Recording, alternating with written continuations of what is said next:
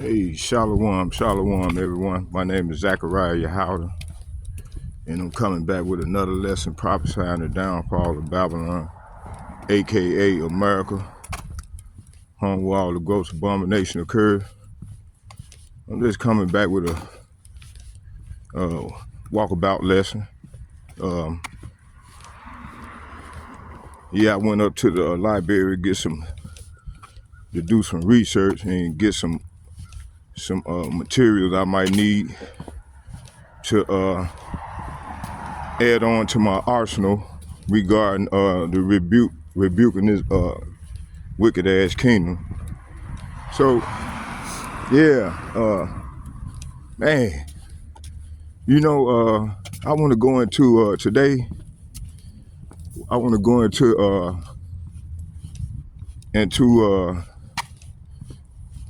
the vision Esdras had. And by the way, Ezra's back. He's back through the reincarnation. He's back. And the Lord said all the prophets are gonna be back in the latter days. I'm not all. I think it's talking about all. But He said they were gonna be back in the latter. I'm gonna say it like this here. The one that the Bible said that's gonna be back in the latter days. So all the verses regarding the prophets that said they were gonna come back in the latter days in their lot. Matter of fact, let me see here. See, can I find that verse? I think there's a verse on that.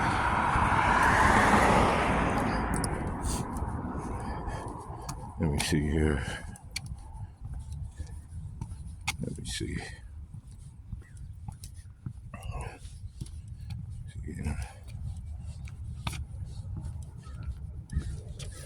The Bible talks about all the prophets coming back in their lot in the latter days. The Bible talks about all the prophets coming back in their lot in the latter days.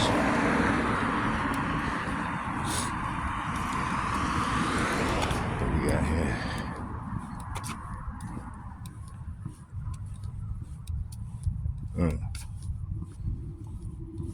It said it doesn't explicit. Okay, right here it said while the Bible doesn't explicitly state that all the old prophets will be physically returned in the latter day, it does talk about the significant outpouring of the Holy Spirit in the final times, which is often interpreted as a time where people will experience prophetic gifts like visions and speaking in tongues, essentially acting like prophets as described in Acts 2:17.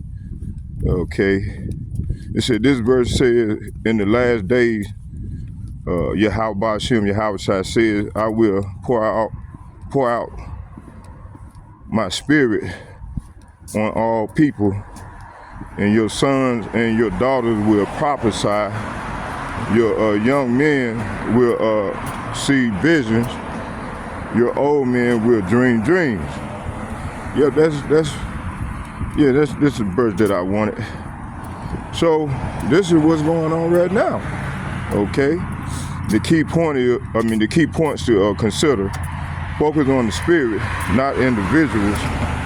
It said the emphasis is on the Holy Spirit being poured out on all people, enabling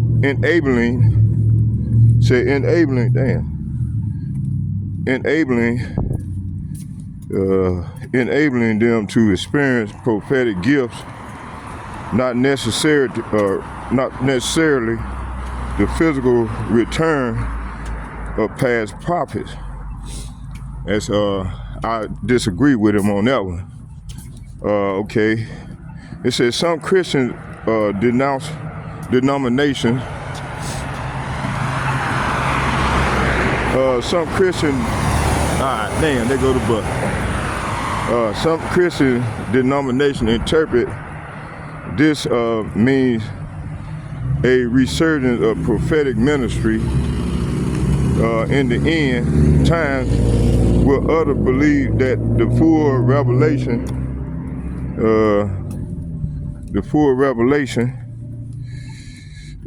revelation of God came through Yahushua, making additional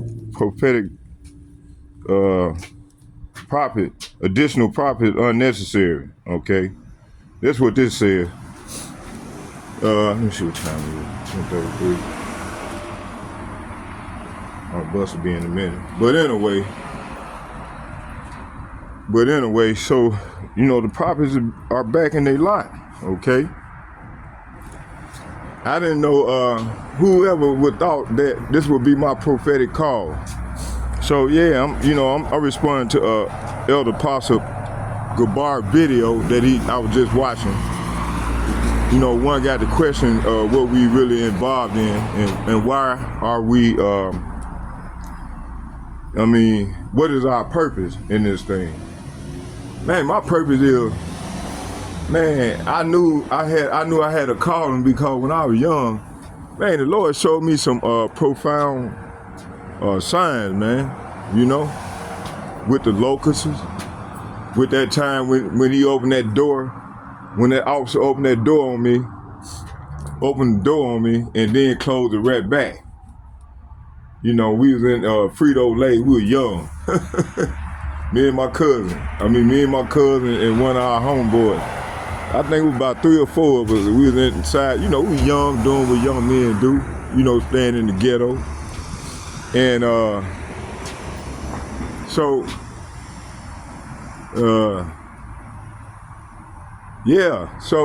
man, that incident where that we went in a Frito-Lay, and that damn door, I hid behind the door because and we were trying to get away from the cops because somebody chipped the alarm.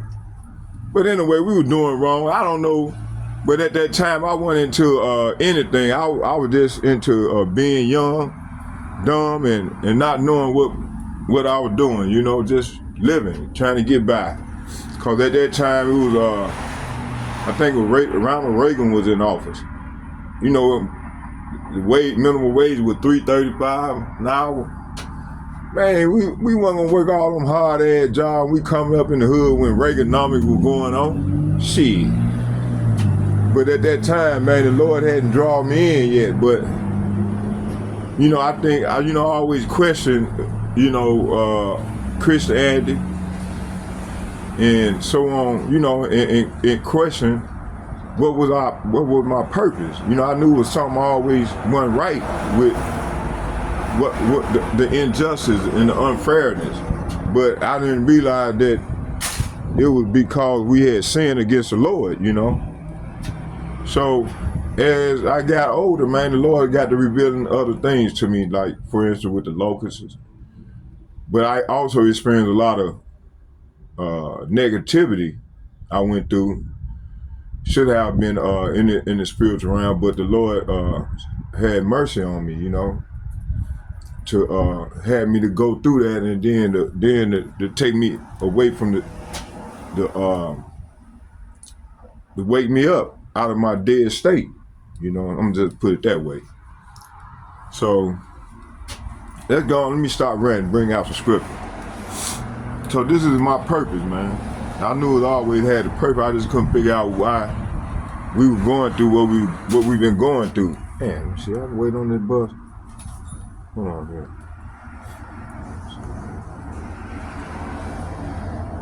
Oh shit, that bus. We'll stand over here. But yeah, so this is my purpose.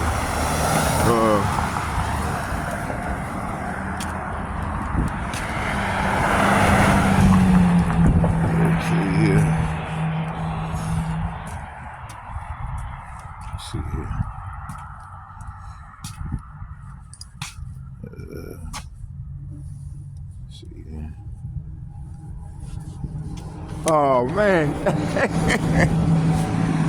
Damn, man. Shit. Hell the bus, man. Fuck, man.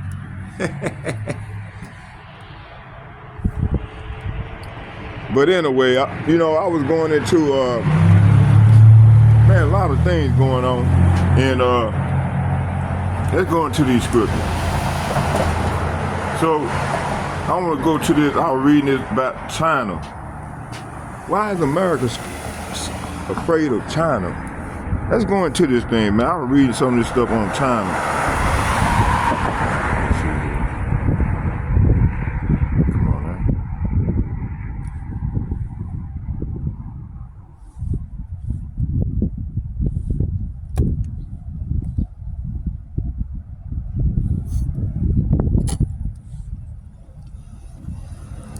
China relationship for 2030.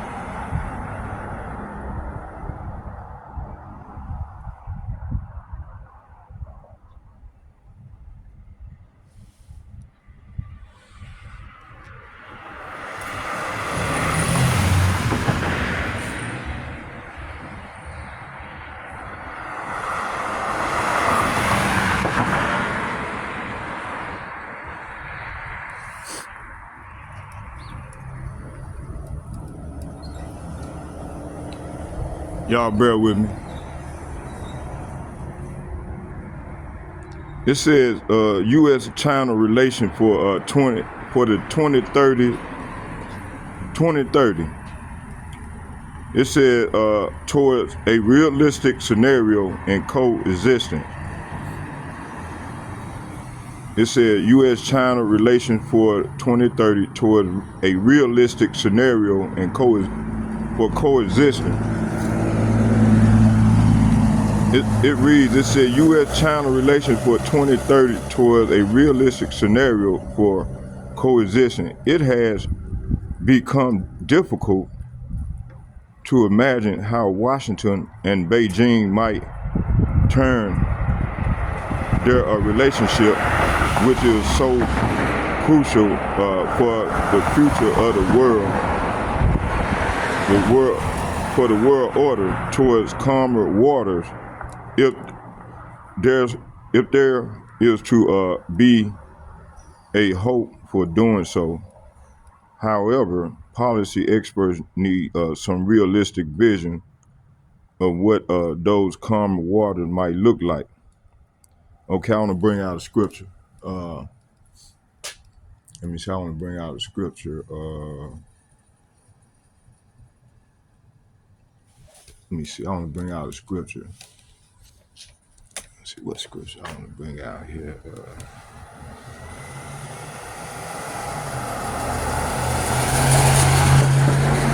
Revelation 13. Y'all bear with me here.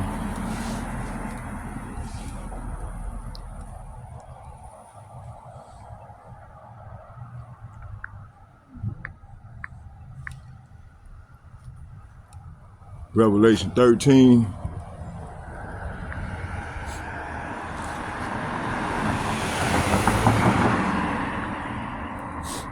And it reads, and my hands got cold. It said, and I stood upon the sand of the sea, and I saw a beast rise out of the sea, having 7 heads and 10 horns, and opened his horn and 10 crowns, and upon his head the name of blasphemy. So right here, this verse here is saying, then I saw a beast rising up out of the sea. It had 7 heads and 10 horns, with 10 crowns on its horn, and written on each head were names of blasphemy, power. God is that power. Okay.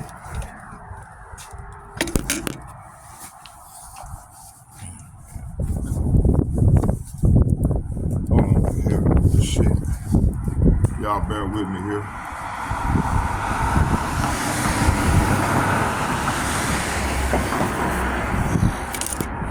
Okay, back. It said, verse 2, it said, the beast which I saw was like a leopard, and his feet were as the feet of a bear, and his mouth as the mouth of a lion. And the dragon gave him his power and his seat and great authority. Okay. Verse 3, it said, and I saw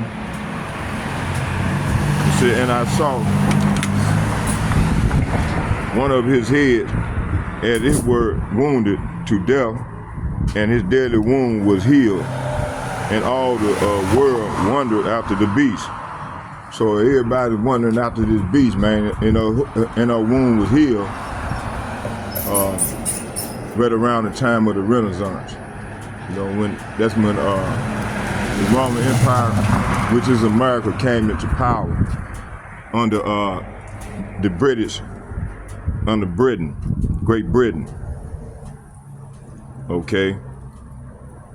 It said, and I saw one of the heads of the beast seemed wounded beyond recovery, but the fatal wound was healed, and the whole world marveled at this miracle and gave allegiance to the beast.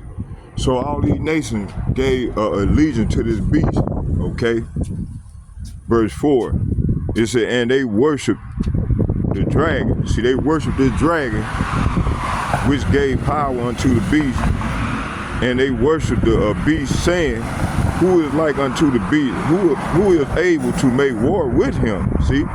So, man, you know, America go around, you know, conquering people land. They got a policy, man. Matter of fact, they go into that policy. They got a policy that's still in effect to this very day. You know, they got a lot of policies. Okay, let's go here. Let me see here.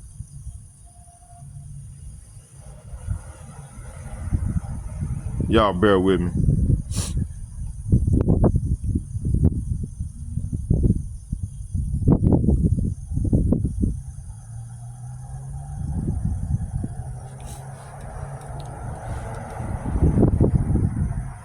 It said the United States National Security Council is the highest decision-making body regarding foreign policy in the United States. On December 10th, 1974, it completed a top secret document entitled National Security Study Memorandum, or NSSM 200, also called the Kissinger Report, since Henry Kissinger was Secretary of the State at the time it was written. Okay, so Henry Kissinger, man, he was one of them Edomites, man, that was he was one of the elites. You know, he hung in that circle with them elites, man, you know, with all the Rockefeller, the Rothschild, you know, Bohemian Grove type settings, you know. Okay, they got this document. Let's go further into this document. I'm gonna read a couple pages. Then we're gonna, bounce around, but I'm gonna try to connect the dots best to my ability.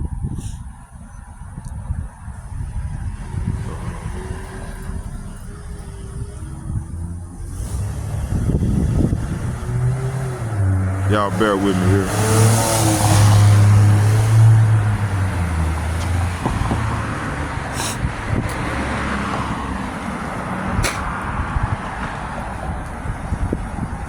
It said the National Security Council, in its highest decision-making body regarding foreign relations, foreign policy, in the United States on December 10, 1974, it completed a top secret document entitled National Security Study Memorandum, or NSSM 200-200, also called the Kissinger Report, since Henry Kissinger was Secretary of the State at the time it was written. It said the subject of this NSSM 200 is implication of worldwide population growth for the U.S. security and overseas interests. This document published shortly after the first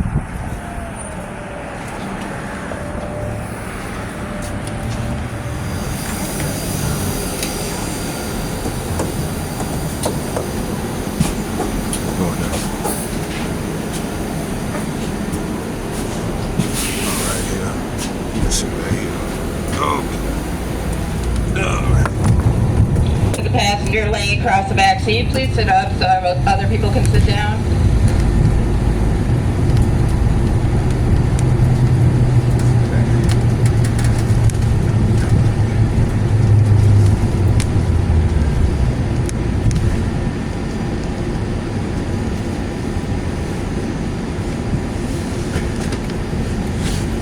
All right, here.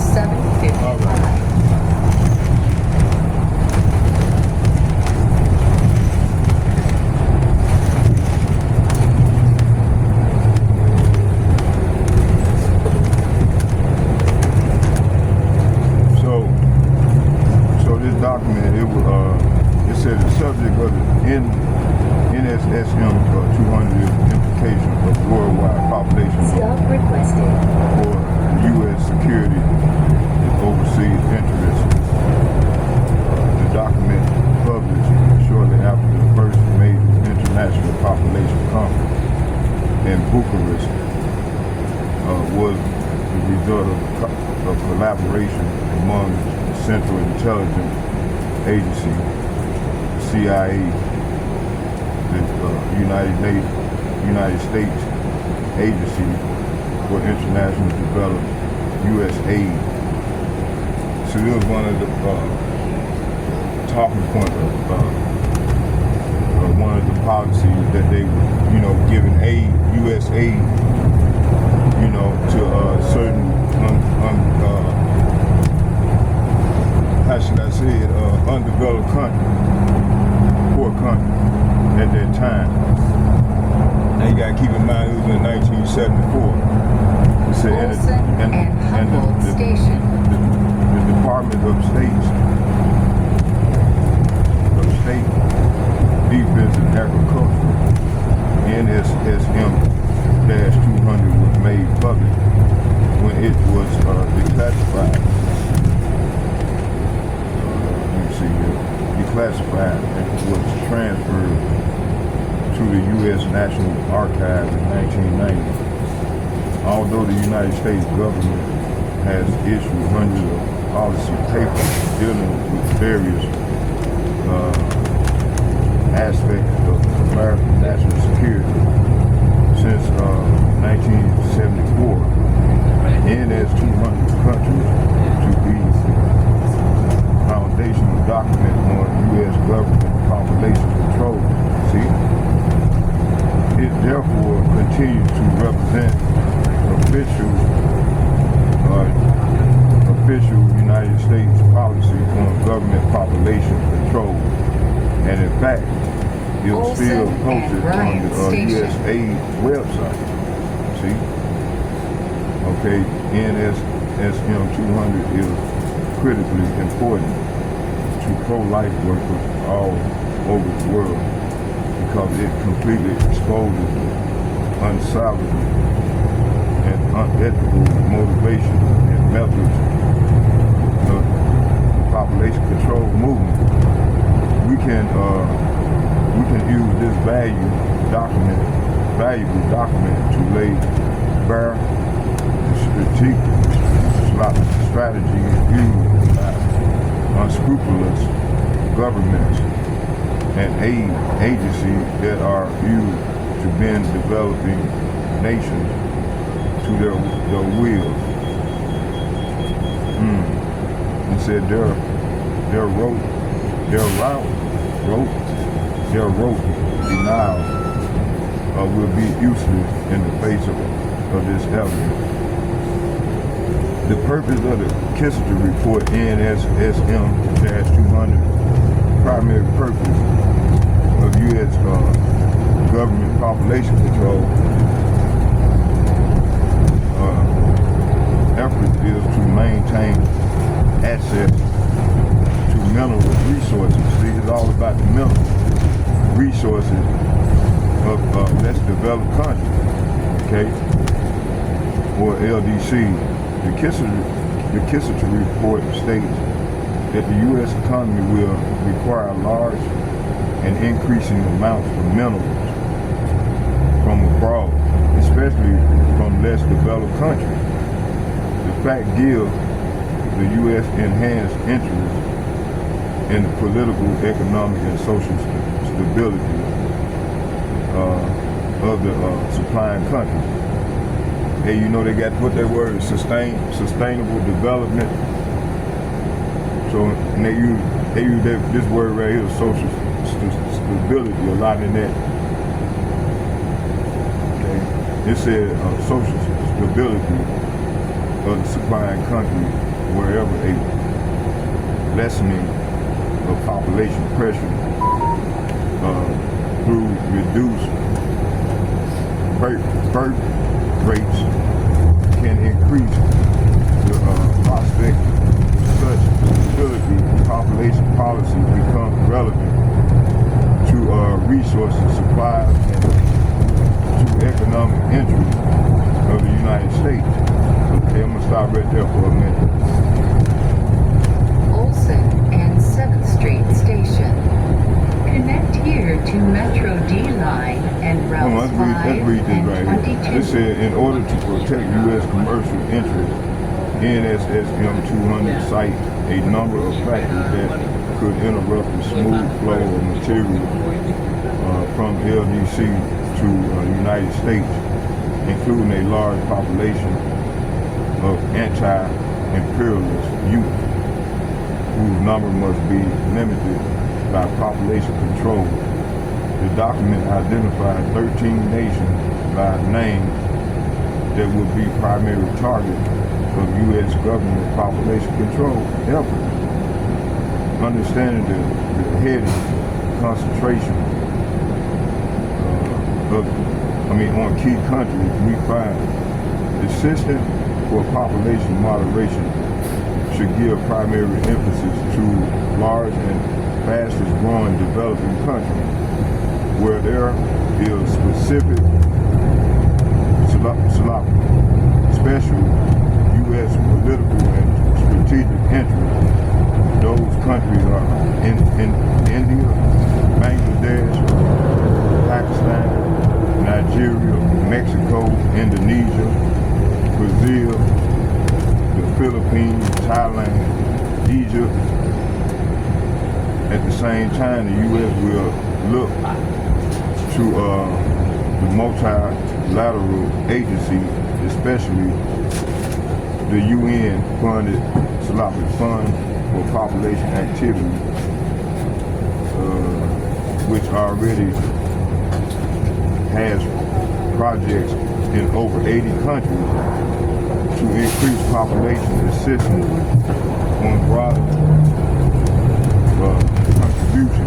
This is desirable in terms of U.S. interest and necessary in political terms in the United Nations, emphasis added. It says, according to the report, elements and implementation of government population control programs Please purchase and validate could your include fare the before boarding. legalization of abortion, financial incentives for countries to increase their abortion, sterilization, and contraception, abuses rate, indoctrination of children. See, that's why you got all these gay youngsters running around here, because that's what they've been pushing.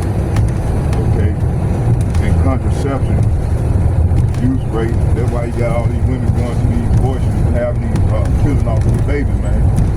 You know, the elder apostle said, he said one place for a male is in a woman womb. Because, man, they killing these babies off now, man. This is what they've been taught. They've been indoctrinated, okay?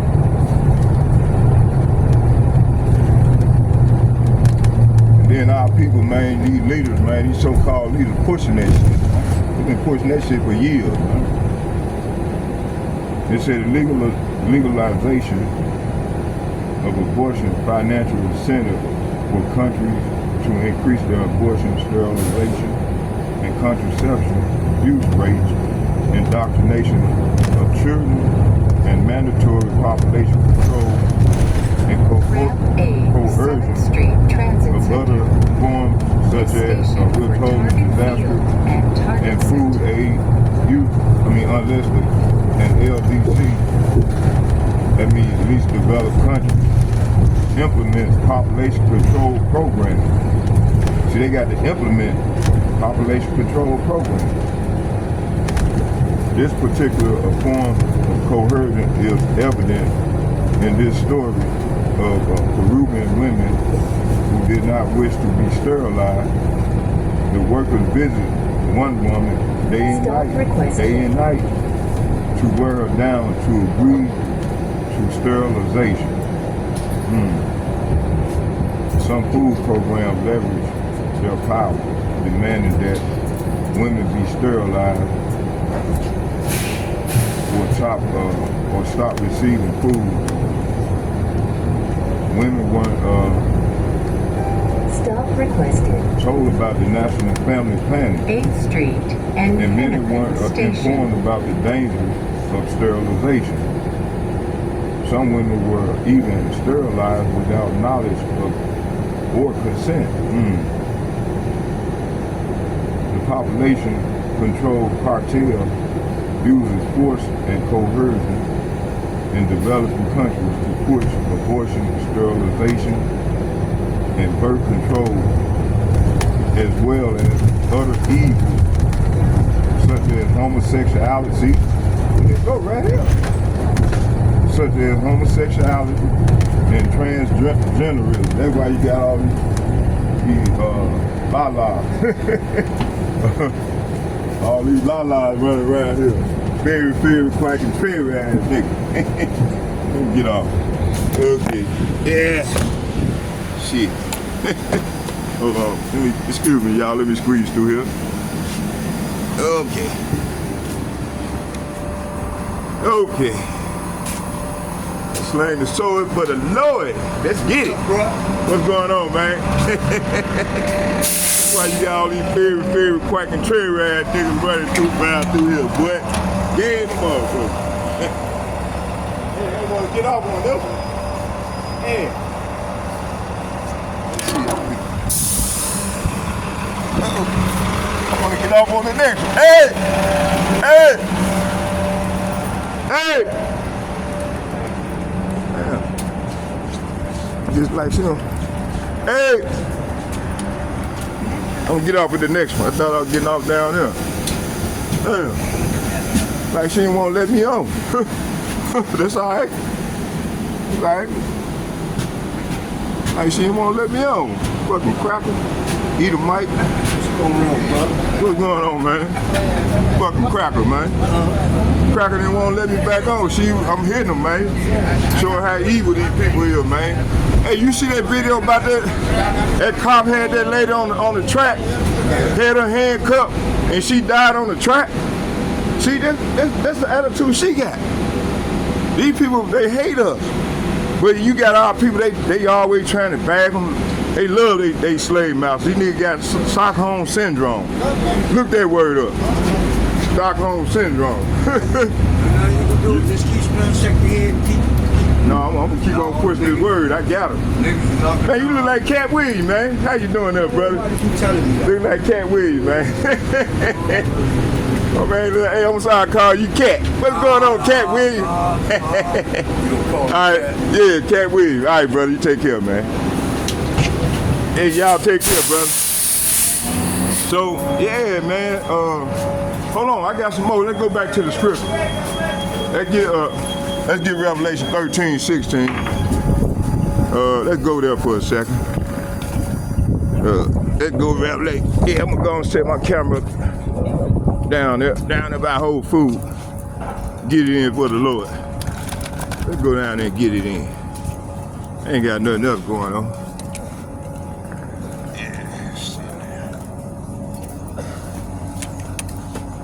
So, hold on, what was it?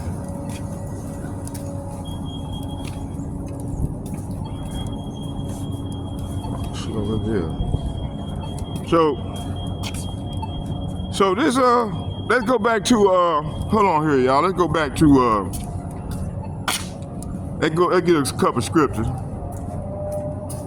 Let's go back to the scriptures.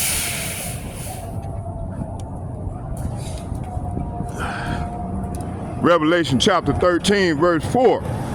It said, I'm gonna start at 3. It said, and I saw one of his heads, and it were wounded to death, and his deadly wound was healed, and all the world wondered after the beast. See, so hey, that's what these people doing. They wondering after this beast system, man. You know, this is a corporation, this military and industrial complex, which is the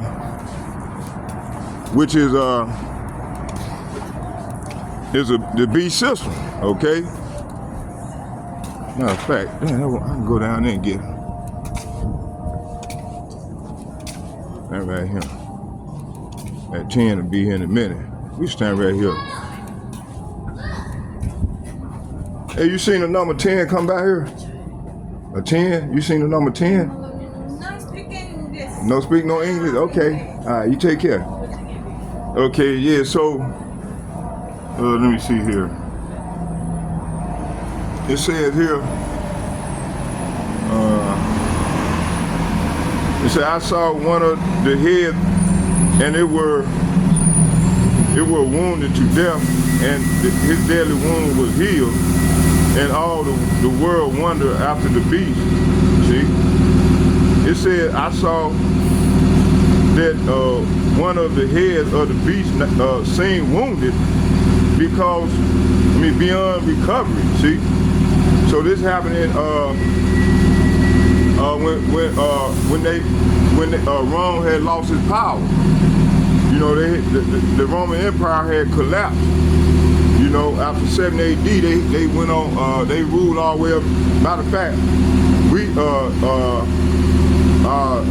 Jerusalem was ransacked, and we failed. We got kicked out of, first the northern kingdom got kicked out of land, then Judah next. And then from that point on, this man here, I got the scriptures on that in my backpack. From this point on, this man here been ruling, okay? From 7 AD all the way up to, from when the Renaissance period came back, okay? I want to go back down by that library.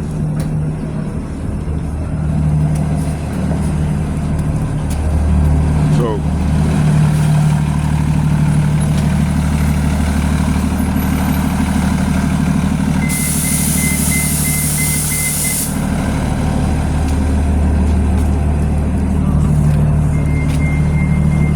hey, you go down there by that library, the library on 50th and Central. There's a library down there in that area. 50th? Yeah, right down. right. On 40, I think it's 48th and Central. Yeah. You know what, brother? You go down there by it? Yeah, I am going to Target. You do? So I think you will go there, yeah.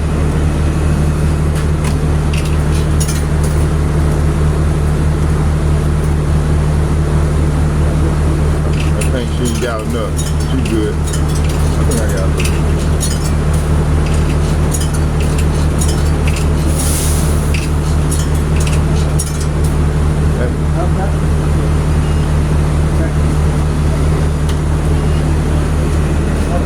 All right. Oh, hold on. Let me do it.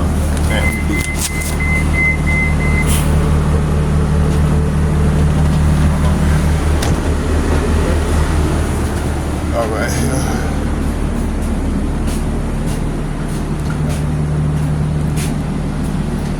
Okay. All right.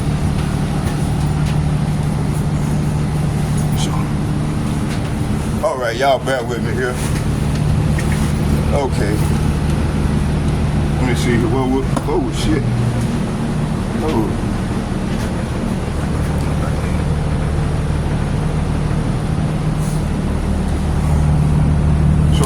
So that man, his deadly wound was healed.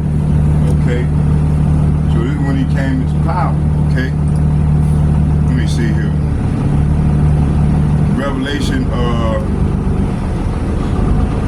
it said, Revelation chapter 13, verse 4, it says, and they worship the dragon which gave power unto the beast, and they worship the beast, saying, who is like unto the beast, and who is able to make war with him, see?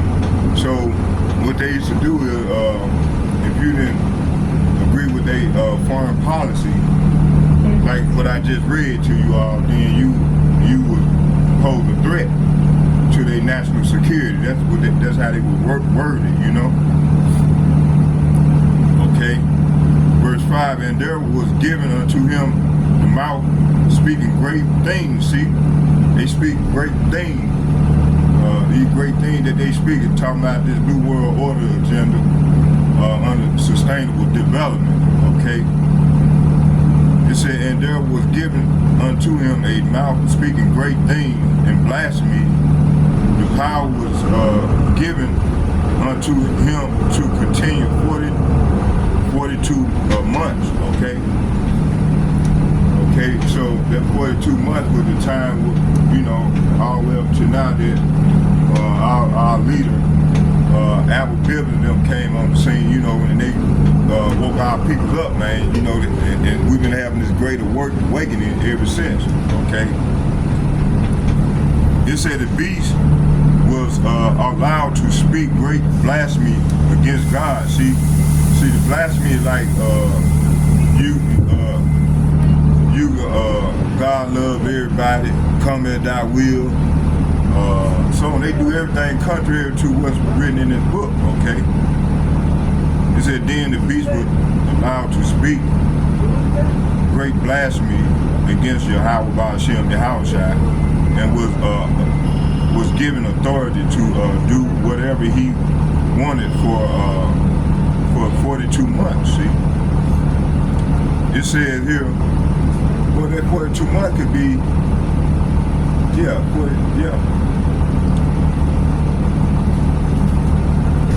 or 4,000 days and 200, because, you know, 1,000 days is like one day to the Lord. So, could it be from that time that Roman Empire was was getting it in and all the way up to now, 42 months? But then he lost his power. Could that be all the way up to the Renaissance period? It said, and he spoke terrible words, blasphemy against power, slandering his name and his dwelling. See, slandering his name by calling on fake white man Jesus. Okay? Slandering his name and his dwelling. See, his dwelling place right now, they slandering. You know? that is those who dwell in heaven, okay? Verse 7, it said, it was given unto him to make war with the saints and to overcome them, and the power was given him over all kindreds and tongues and nations, see? So power was given to this man, you know, to create these unrighteous decrees, so on and so forth, see? It said, and the beast was allowed to wage war against Yahweh Ba'ashem, Yahushua, holy people, and to conquer them. He was given authority to rule over every tribe and people and language and nation, see? And all that dwell upon the earth shall worship him, whose names are not written in the book of life or of the Lamb slain for the foundation of the earth, of the world. So it says here, and all people who belong to the world worship the beast. They are the ones whose names were not written in the book of life before the world was made, the book that belonged to the Lamb who was slaughtered. Okay, verse 9, it said, if any man have an ear, let him hear. Okay, he that leadeth in captivity, see, this man led us into captivity, shall go into captivity. He who killeth with the sword must be killed with the sword. So they got to be killed with the sword. So he is here's the patient of the saints. See, we the saints. All right. Verse 11, it said, the beast from the earth. It said, I beheld another beast coming out of the earth, and he had 2 horns like a lamb, and he spake as a dragon. See, it's talking about this revived Roman Empire. That is a corporation that which they create. Like I said, this one I just gave a brief summary on their MO, what they do, how they get down, you know. It said, I beheld another beast coming out of the earth, and he had 2 horns. He had 2 horns represent 2 horns, the Democrat and the Republican Party, which represent this kingdom, this corporation, okay, which is America, okay. It said, and I beheld the beast coming out of the earth, and he had two horns like a lamb, and he spake as a dragon, and he exercised all the power of the first beast before him, and caused the earth and them which dwell therein to worship the beast, and the first beast whose deadly wound was healed, see?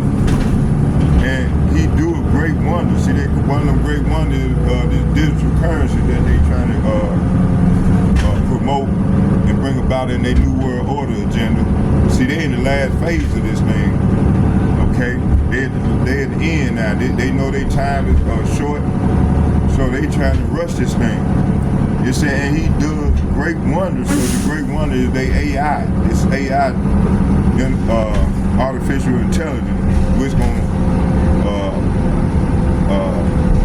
will assist and aid Revelation 13:16, which I'm finna read. It said he do a great wonder, so that he make a fire come down from heaven on earth in the sight of men. See, from 1974 all the way up to now, this been their plan all along, to enslave the whole world. And he deceived them that dwell on the earth by means of those miracles which he had power to do in sight of the beast, saying to them that dwell on the earth, that they should make an image of the beast which had the wound by the sword and did live. Okay, he had power to give life unto the image of the beast, that the image of the beast should both speak and cause as many as would not worship the image of the beast should be killed. See, this is what we've been ready to go through. It's called Jacob's trouble. Okay? It said, and he called all, both great and small, rich and poor, free and bond, to receive a mark in their right hand or in their forehead. Okay, let's go into the mark.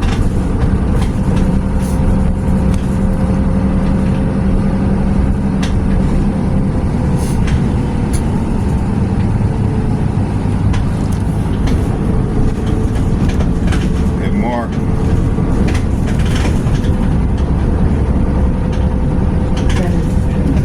Transfer point to Route 2. That mark. Hold on, let's go back.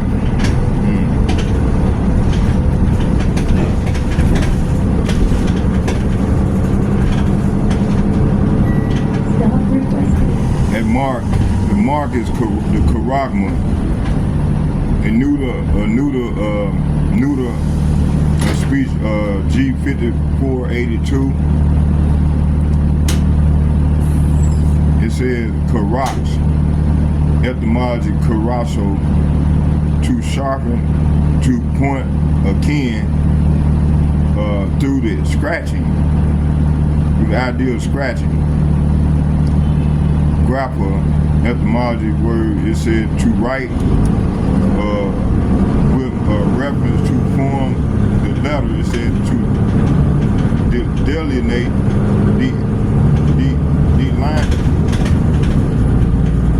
delineate or form letter or a tablet, parchment, paper, or material to write with reference to content of writing or to express in written character, to commit to writing the things not to be forgotten, write down record, views of those things which stand written in the sacred books of the Old Testament, to write one is settled by writing in a written epistle, or to give direction, or to fill a writing, or draw up a writing composed.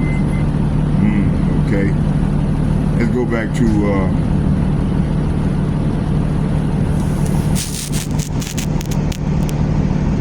okay, let's go back to this karak. This karak is to pale, a pale or stake, a palisade or rampant, pales between which earth, stone, trees, or timber are heaped and packed together.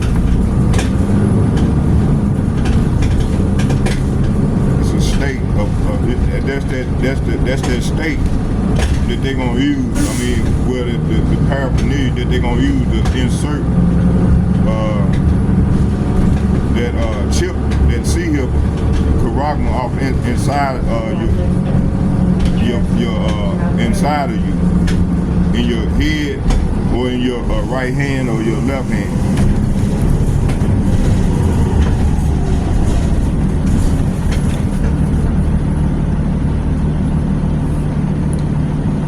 Let's start here. Let's get loose. This said, for the day shall come upon thee that thy enemies shall cast a trench about thee. So they're gonna cast a trench about us. And try to trap us, come past thee around and keep thee in on every side. See, this wasn't ready to go down before they bring their assault. Therefore, thus saith Yahweh concerning the king of Assyria, but another buzzword for America, he shall not come into this city, nor shoot an arrow there, nor come before it with shield, nor cast a bank against it.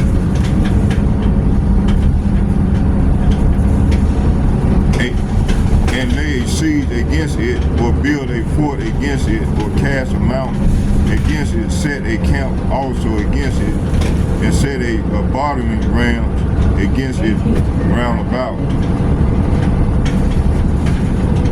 He shall slay the sword thy daughter in the field, and he shall make a fort against thee, and cast a mountain against thee, and lift up the buckler against thee.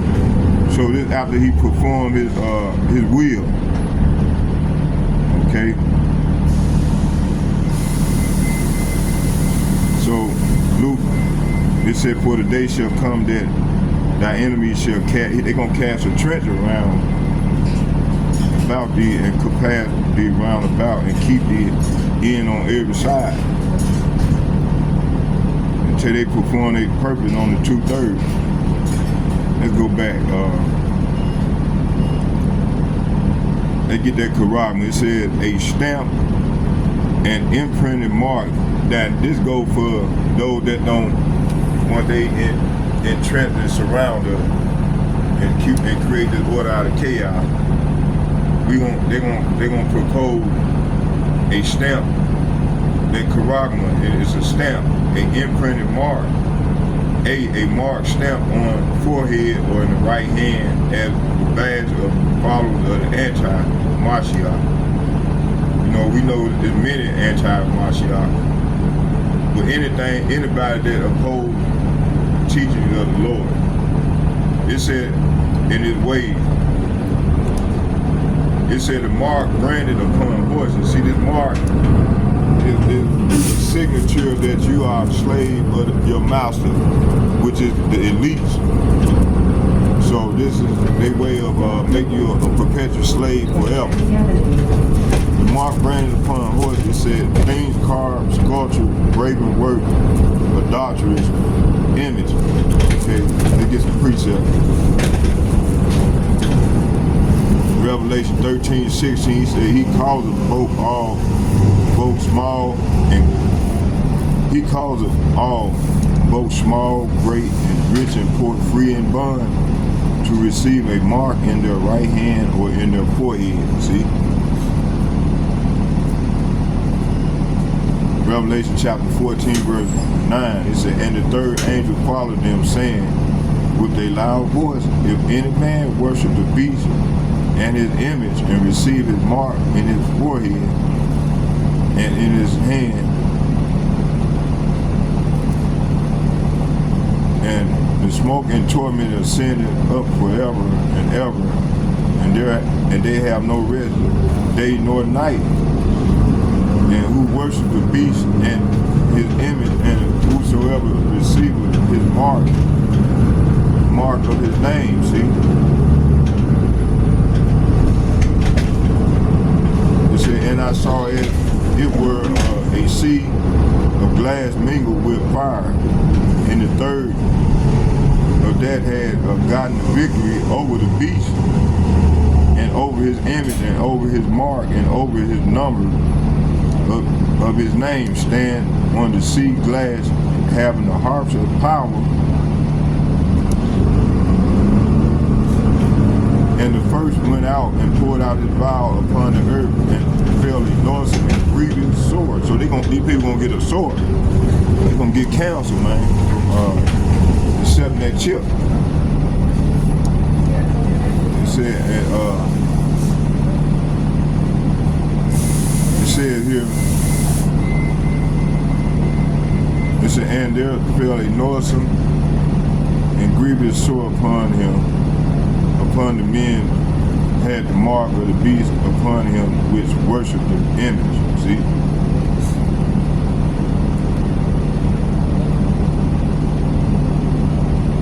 It said, for as much as we are the offspring of power, we ought not to think that the Godhead is like unto gold, or silver, or stone graven by art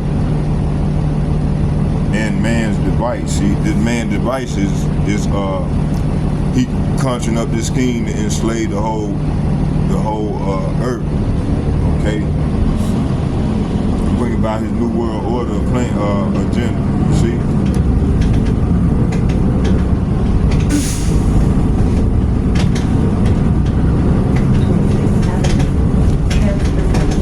It said, and the beast was taken and with him in the false prophet wrought a miracle, before which he deceived them that had the mark and the beast, the mark of the beast, and them that worshipped him. These were cast alive into the lake burning with fire and brimstone. I had almost forgot about these. I saw the throne and they that sat upon them, and judges were given unto them, and I saw the souls of them that were beheaded. See, you might have a lot of people gonna die for this thing, man. Gonna be beheaded. And that's what they got them guillotines for. It said, damn, hold on. And I saw the throne, and they sat upon them, and judgment was given unto them. And I saw the souls of them that were beheaded for the witness of Yahushua, and which had not worshipped the beast, neither his image, neither had received his mark upon their forehead or in their hand, and they lived and reigned with with Mashiach 1,000 years. See, and this is what we shoot for, the hopefully elect. St. Anthony Parkway.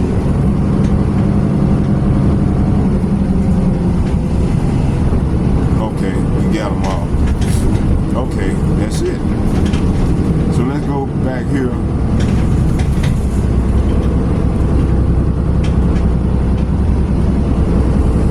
Let's go here. Let's go back to the article. No, let's go back to here. Matter of fact, I got some videos. How much time we in? Oh yeah, let's watch these videos. 35th Avenue.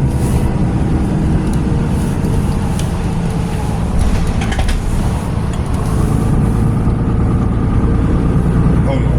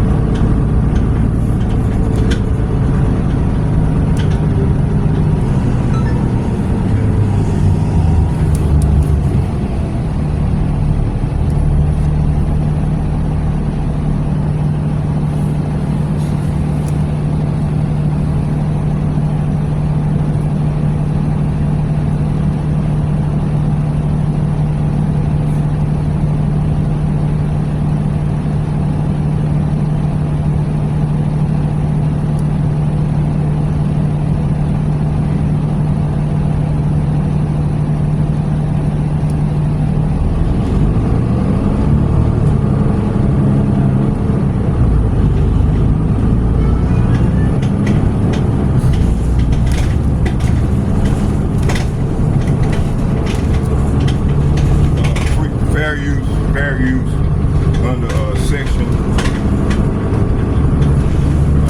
17 U.S. Code 107, limitation on exclusive rights. Fair use, notwithstanding the provision of section 106 and 106A. The fair use of a copyright work including such use by reproduction in copies or phone record or by any other means specified by the section for purposes such as criticism, comment, news, reporting, teaching, including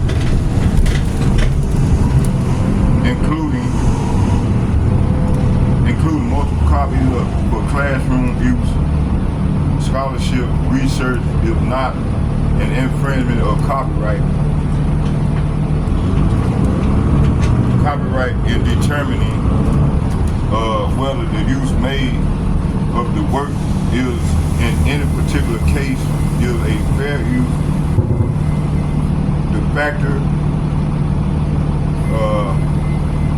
to be considered shall include 1, 2, and 3, and 4. The purpose of the character of use, including whether such use is of a commercial nature or is non-profit or educational purposes. 2, the nature of the copyright work. 3, the amount of the substantiality or the portion used in relation to the copyright work as a whole. The effect, the use, the potential market for the value of the copyrighted work. The fact that the work of the is unpublished shall not itself require finding for fair use if such finding is made upon the consideration of all factors, all above factors. Okay, fair use. All right. So let's get it. Watch some of this video.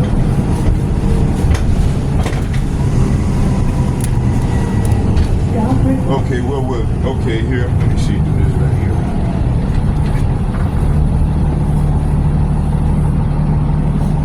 Okay, this first video is by,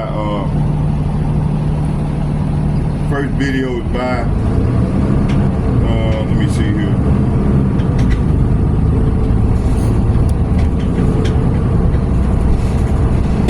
I got more stuff on these devils. So we're gonna start right here. Let's watch this here. Trump admits to Ukraine loss and NATO falling apart. Let's watch this here. Watch 5 minutes of this.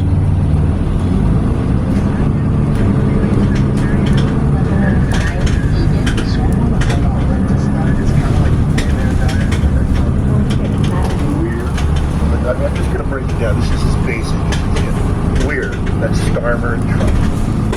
We're going to try. There's an operative term. To get back as much as we can. You know what he just said, Danny? They're not getting any land back. End of story. It's done. It's finished. The Russians have put forward a steadfast, unchangeable, unmovable position that every piece of territory, every inch, I guess the Russians use centimeters, of territory that is Russian constitutionally will be Russian in perpetuity. And they're not going to budge on that. Trump's not going to budge either. He had Starmer there. Look, Macron was there the day before. Trump said some things as well. None of that's going to happen. This is a negotiation that's being run by other people. Right now, Donald Trump is playing, head of state, and he's holding the hands of 2 European allies who have just folded like a house of cards. Again, remember, a week ago... Hey, driver, let me off in that library. Starmer, we're going to send 30,000 troops that come hell or high water. The hell with America. We're going forward. Trump humiliated the guy. Think you can beat him yourself? Yes. Starmer. Hey, where the library at? Because everybody knows the British Army. Some 70,000 There's the library. 6,000 full connections deployed on that position can do nothing. Zero. Hey, where's the library at? And that's what Starmer got. Nothing. Zero. Squat. The person that matters is Steve Woodruff. He's come out and he has said that There's one on 53rd. the document that's guiding. I think it's the library up the street. Isn't the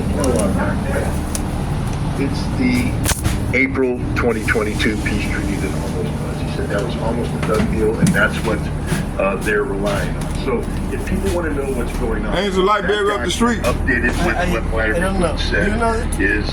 I think it's a library up the street. Let me turn it off. No donations. Oh shit, I ain't film. So yeah, I'm back. So yeah, these elites, they create all these wars, man.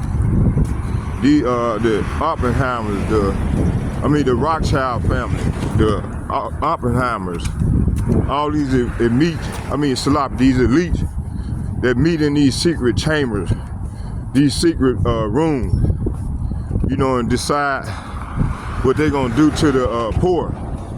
You know, everything's all about the assault on the poor, you know. Okay. So they're gonna try to raise war against the saints of the Most High. All right. They're gonna try to raise war against the Lord, hopefully elect. You know. But hey, we're gonna continue to keep the Lord's charge and do the Lord's work to the best of our ability and go on from there, you know. Let me see here. Man, I'm walking. Exercise good. Let's see here. Should have stopped at that Dollar Tree and got me some candy.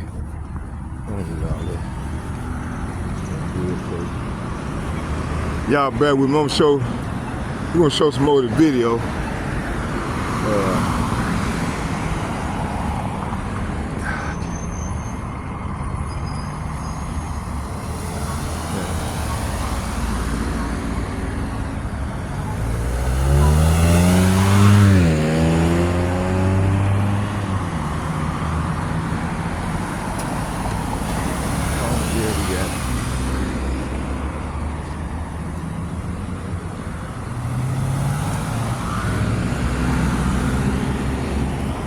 Let's go to, I want to go to, pull up some more scriptures. Let's go to 2nd Esdras.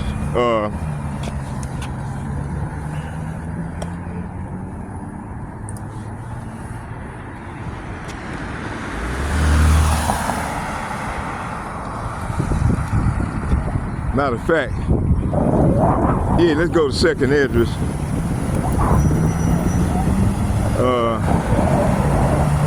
We're gonna get 2nd Esdras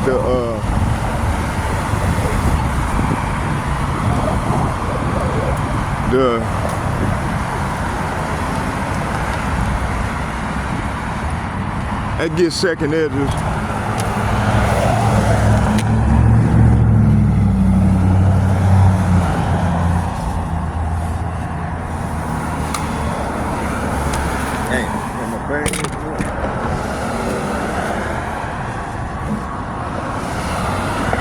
Hold on, y'all, bear with me here.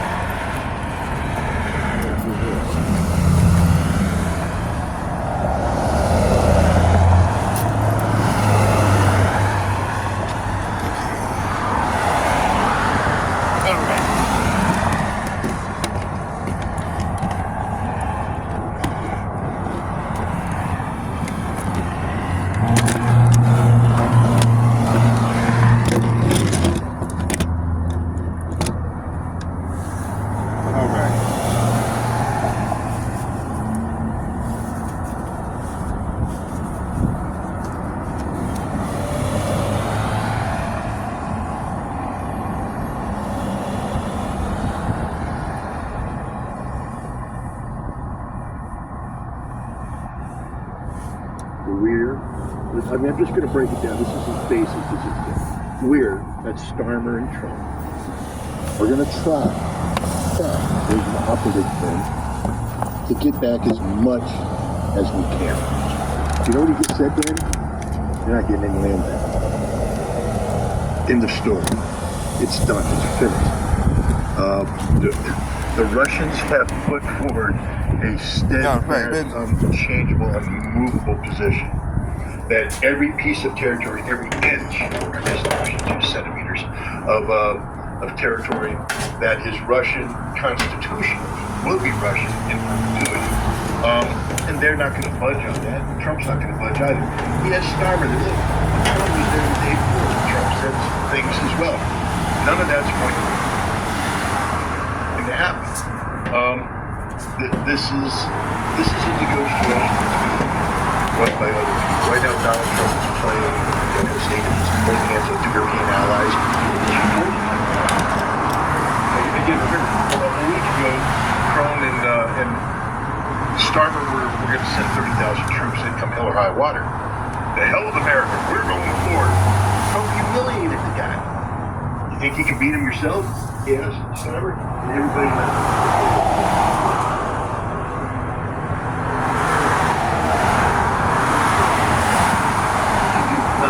Zero.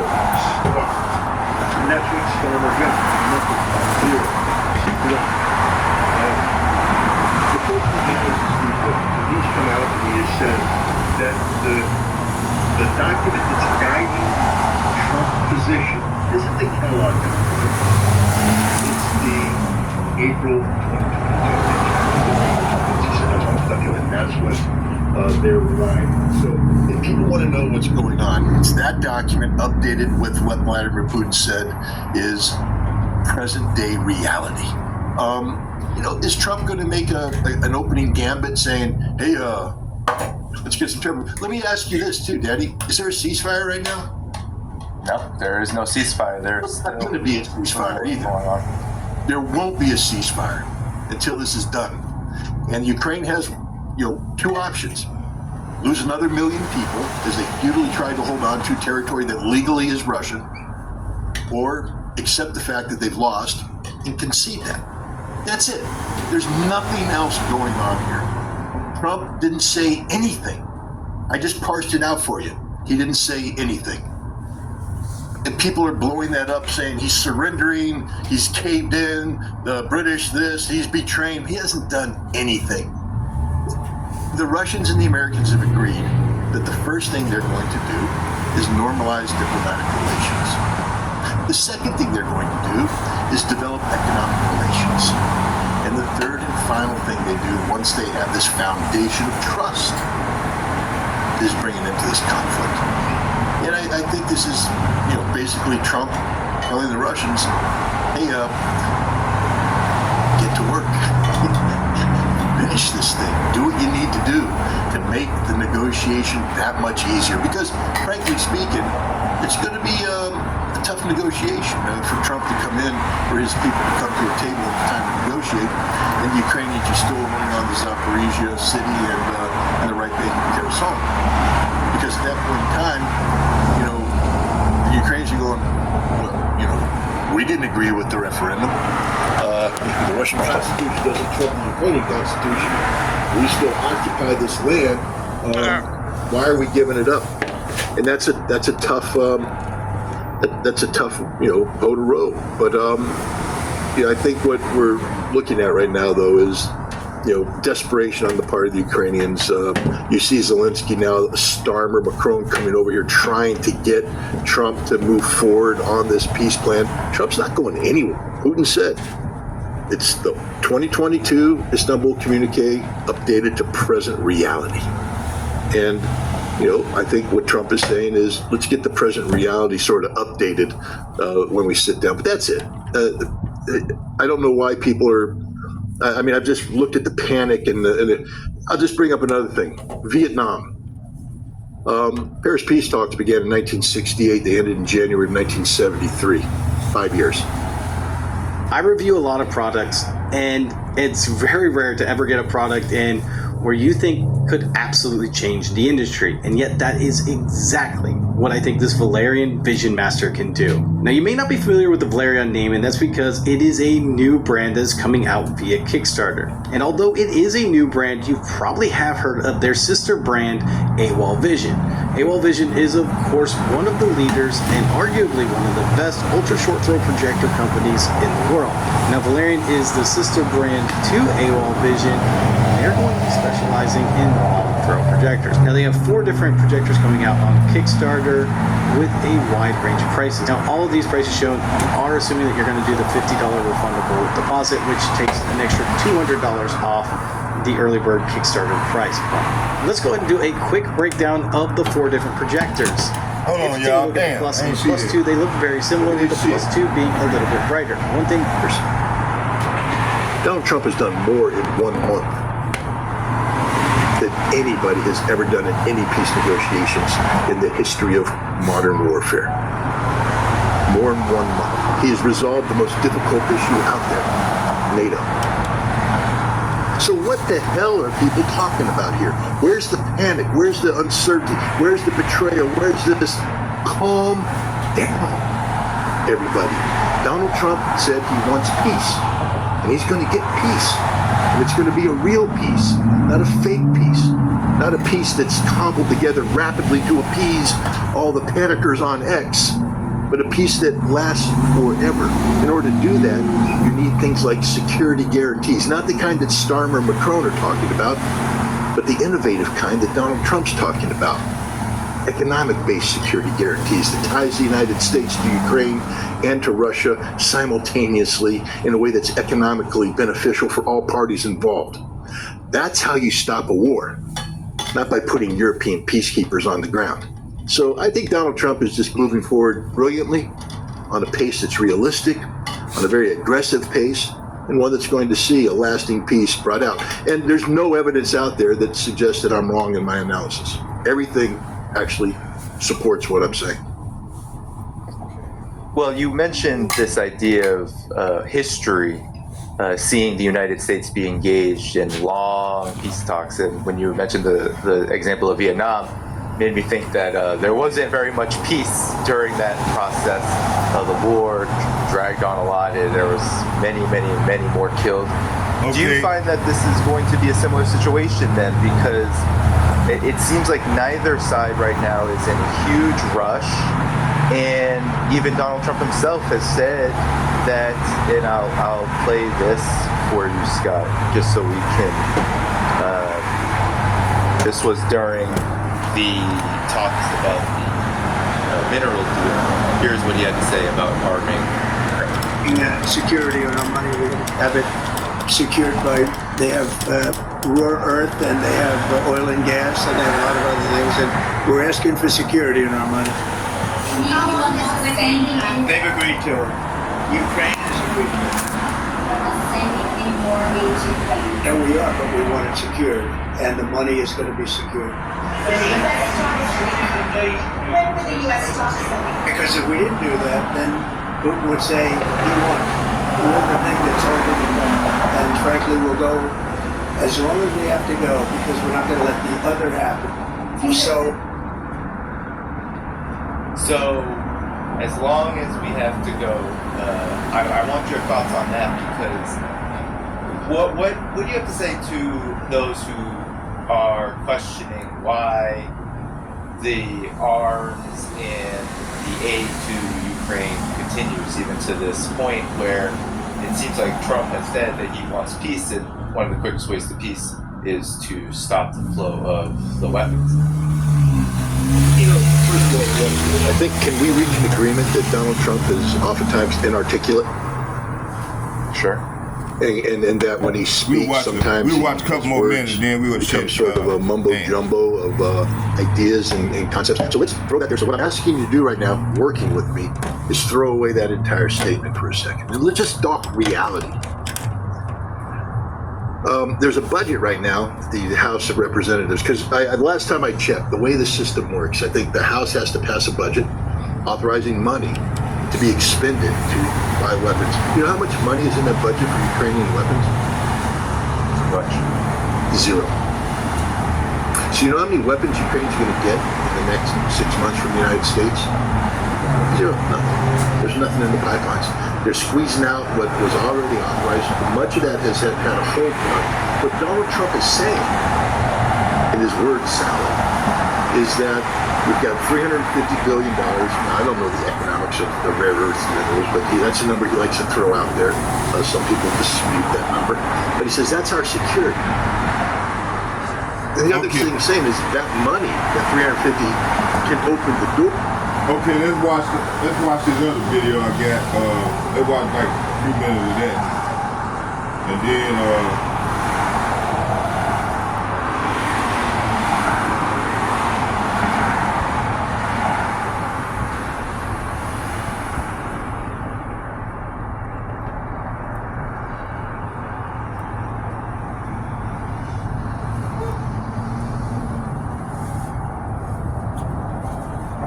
I am fearlessly creative because the possibilities are genuinely endless. First up, we're gonna make some fresh pasta. We'll make the pasta and the scampi in under 30 minutes. This just has to be one of my favorites. So, first time that US and Russian officials are sitting across the table and having one-on-one talks in Riyadh.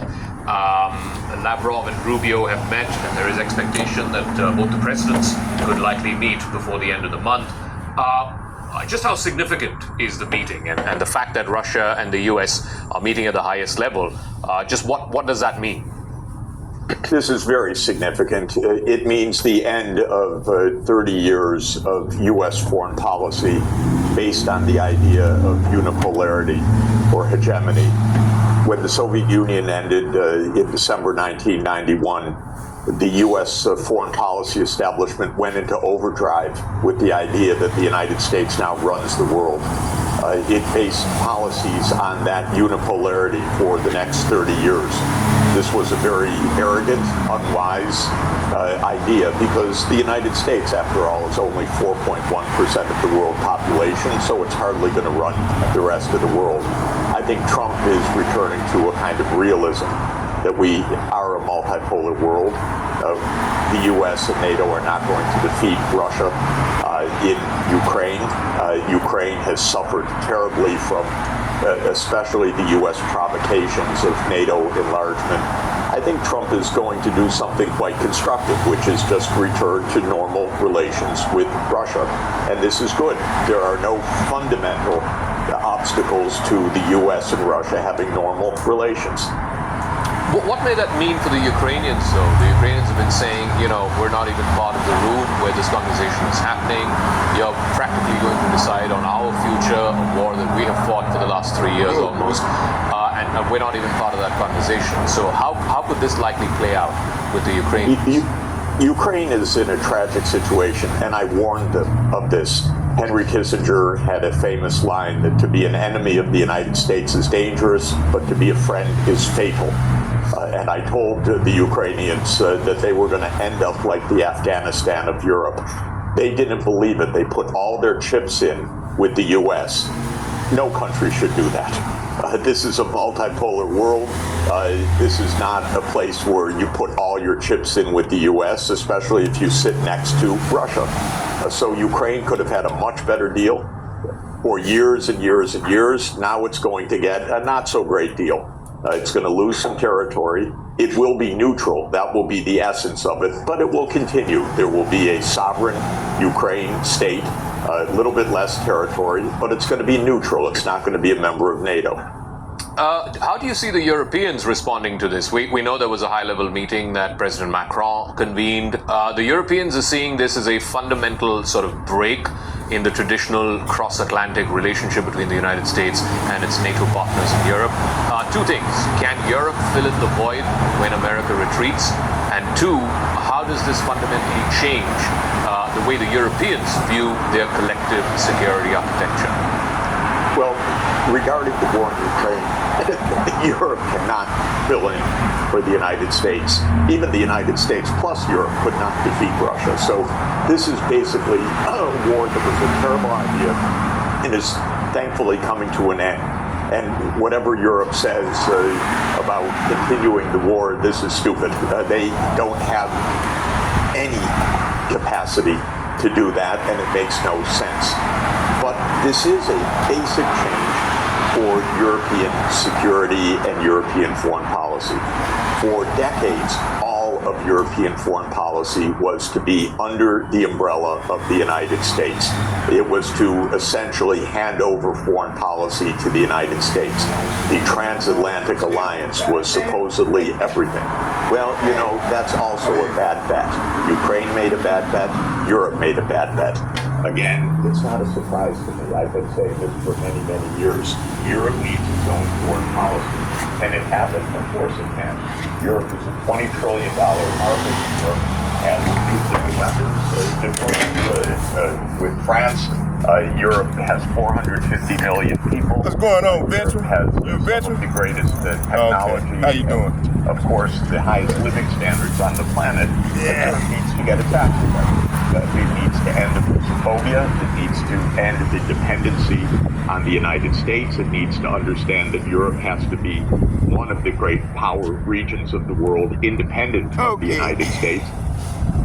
I hope it can come to that. Right now, Europe is just in a state of shock and confusion. So, if I were All right, bro. for Ukraine Oh, I get 6 months from now, you were saying it's going to be a country that will probably have 20% less territory than before the war began. There is no guarantee of membership. In fact, that's pretty much off the table. I'm good. I'm just gonna go back downtown. Damn, my man got my spot. Boy, I was trying to get that. That's sort of it's okay. For Ukraine. We gonna sit up here. Ever been going somewhere and suddenly we'll sit back here. couldn't find a connection? Meet InstaBridge, the app that makes finding y'all, bear with me here. simple, fast, and hassle-free. Matter of fact, Whether you're this is right exploring here. a new city, hanging out at your local coffee shop, or anywhere you're going, InstaBridge connects you to over 20 million Wi-Fi locations. Here's Y'all how bear it with me works. here. Open InstaBridge. You foresee that sort of a future for Ukraine? But I think that there can and should be security guarantees from the United Nations Security Council. I would like to see a final arrangement secured in the UN Security Council, because we should be aiming to make collective security in the world.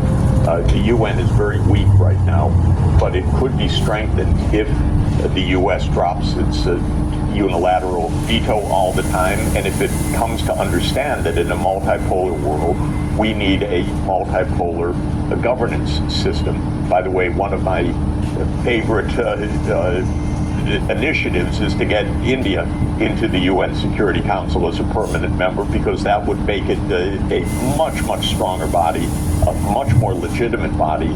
But that's the place where guarantees and agreements should be secured, not in bilateral treaties. Let's talk a little bit about the Trump second term. I know he's barely been in office for a month, but a flurry of executive orders which have both domestic as well as foreign policy ramifications. How do you see these 3 weeks that President Trump has been in office in the second term? Well, it is extraordinary. There are some very positive developments. The most important is the normalization of relations with Russia that we've just been discussing. There's basically an assault on the U.S.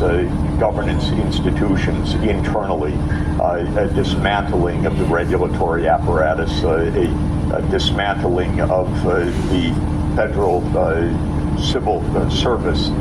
This is very concerning. It is one-man rule.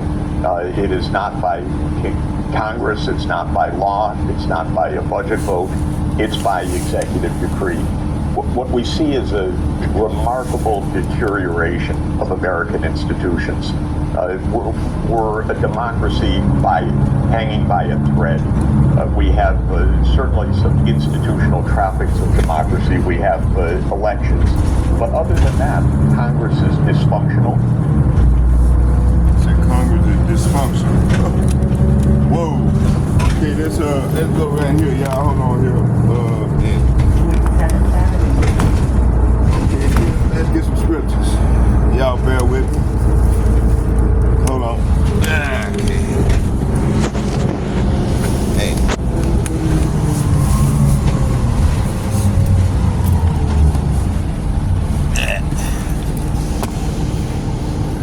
Y'all bear with me.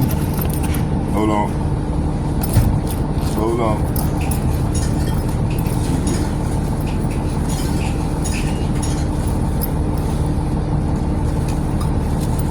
Here we go. Okay.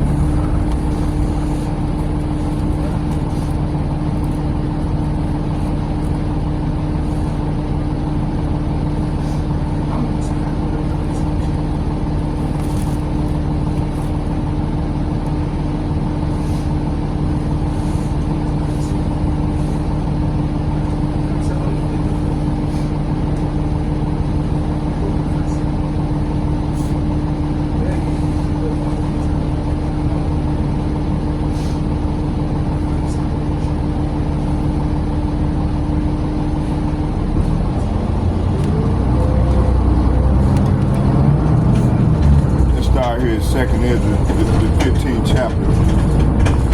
And it reads, it said, woe to the world and them that dwell therein. Verse 15, it said, but the sword and their destruction draw nigh. And one people shall stand up and fight against another, swords in their hands. See, hey, this is where we at right now, you know, with Bible prophecies, okay?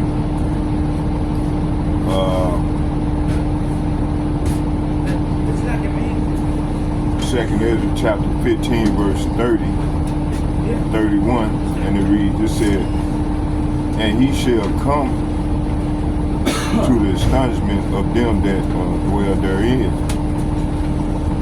Verse 31, it said, and one shall undertake to fight against another, and one city against another, and one place against another, one people against another, and one realm against another. So you're going to have, in all levels, you're going to have one against another, you know. Hey, this is part of the plague that the Lord is praying. Okay? He did the same thing in ancient Egypt. He brought the 10 plagues. Okay?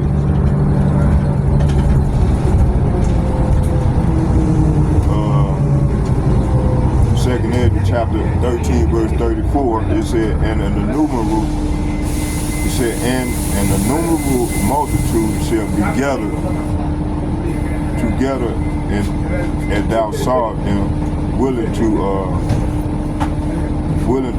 come and to overcome by fighting. So hey, you gonna have, hey, all these nations gonna, you know, right now they at odds, they're gonna be fighting one another with nuclear holocaust, and then hey, they gonna turn around, then the Lord gonna come while they fighting one another. The Lord gonna come right on the scene. That's why you've been seeing all these chariots, who they even call these UFO sites. You've been seeing a lot of them. Second Ezra chapter 13, verse 6. It said, behold, and lo, he had graved himself a great mountain and flew upon it. Verse 7. But I would have seen the region or place whereout the hills were graven, and I could not. Psalm chapter 2, verse 6. It said, yet I have set my king upon the hill, upon my holy hill of Zion.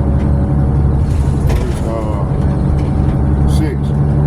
In NLT it said, for the Lord declared, I have placed my chosen king on the throne. So all these kingdoms think they're going to make nation line to rule once America falls. No, it's not. The Lord finna come, man. This is the end, man. This is the end of all these nations ruling over Jacob. Okay? We at the end of an era. Okay? This is the end, Joe. That's right. That's what's going on. It's the end. Okay? Their time is up. Shit. Call the end of the age, end of the eon. Psalm chapter 31, verse 4. It said, pull me out of the net. See, right now it's a net, man. It's a network. It said, pull me out of the net that they have laid privately. See, they lay a net privately for Jason. For you Negroes, you Latinos, you Native Americans, long to speckled birds. For me, for thou art my strength. See, the Lord is our strength, man. We ain't gonna rely on nobody else. We're gonna rely on our power, man. It said, pull me from the trap my enemies set for me. See, they set a trap for Jacob, man. Well, I find protection in you alone. See, we find protection in the Lord alone. So the Lord gonna look out for his elect, man. All right. This is second Ezra chapter 15, verse 13, verse 36. It said, and Zion, now the whole world, And Zion, no, the whole world. This is what all these ignorant ass niggas be saying, man. The Lord is only dealing with his people, man. It said, Second Esdras chapter 13, verse 36. And Zion shall come and shall be showed to all men, being prepared and builded, like as thou sawest the hill graven without hands. See? So this is what's going on now. This man think his kingdom's gonna dwell forever, man. Let's get that. 29th Avenue.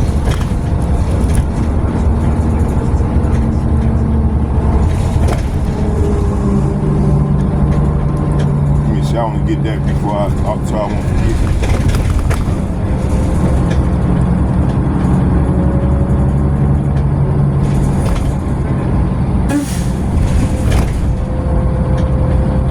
The rich think their kingdom would last forever. Oh, this Psalm 49 verse 11. Let's get it. Okay. Psalm 49 verse 11.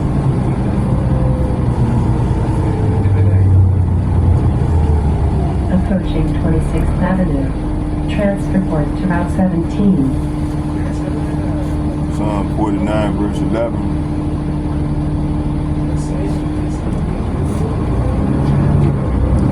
Psalm chapter 49 verse 11, I'm sorry, at 10. It says, for he sealed that wise men died, likewise the fool and the brutish person perish and leave their wealth to others. See, so all that wealth that they done stole, you know, hey, they gonna give it up. They gonna cough it up. Okay? This is what's ready to go down. It said verse 11, it said that inward, say what? Their inward thought is that their houses shall continue forever and their dwelling places to all generations. They call their lands after their own name, see? This is after they done conquered your land, stole your resources. Now I just read in that document, man, the Kissinger report, what this man is all about, man. Okay?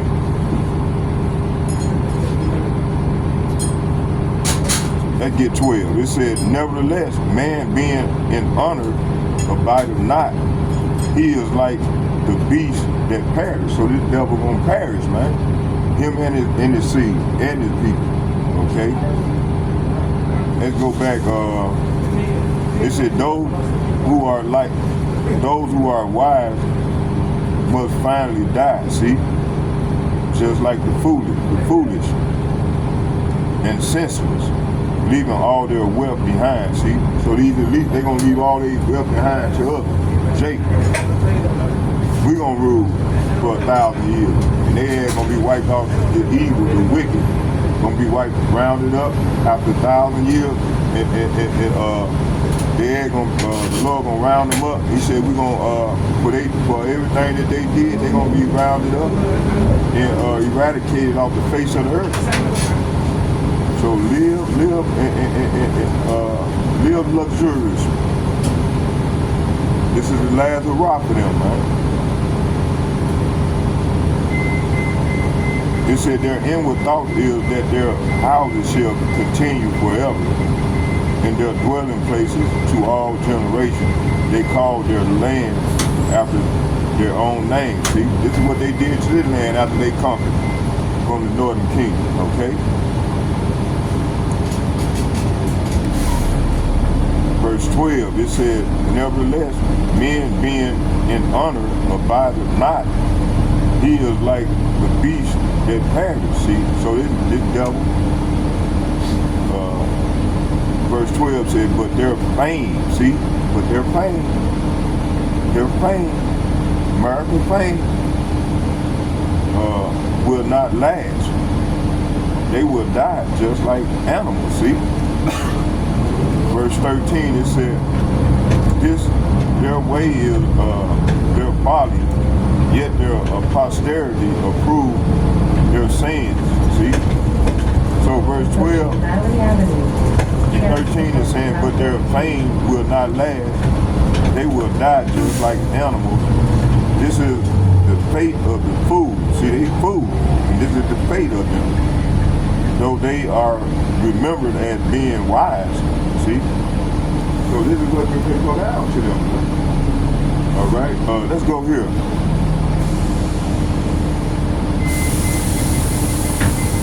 Okay, let's go back to the pocket.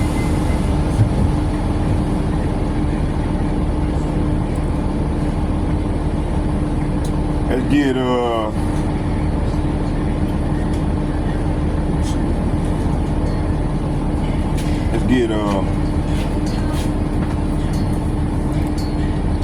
Second Esdras chapter 13 verse 36. It says, Zion shall come and shall be showed to all men, being prepared and builded, like as thou sawest the hill graven without hands. Okay, see, it's a spiritual thing right now. Okay, the Lord is gathering in His flock. It's a spiritual thing right now.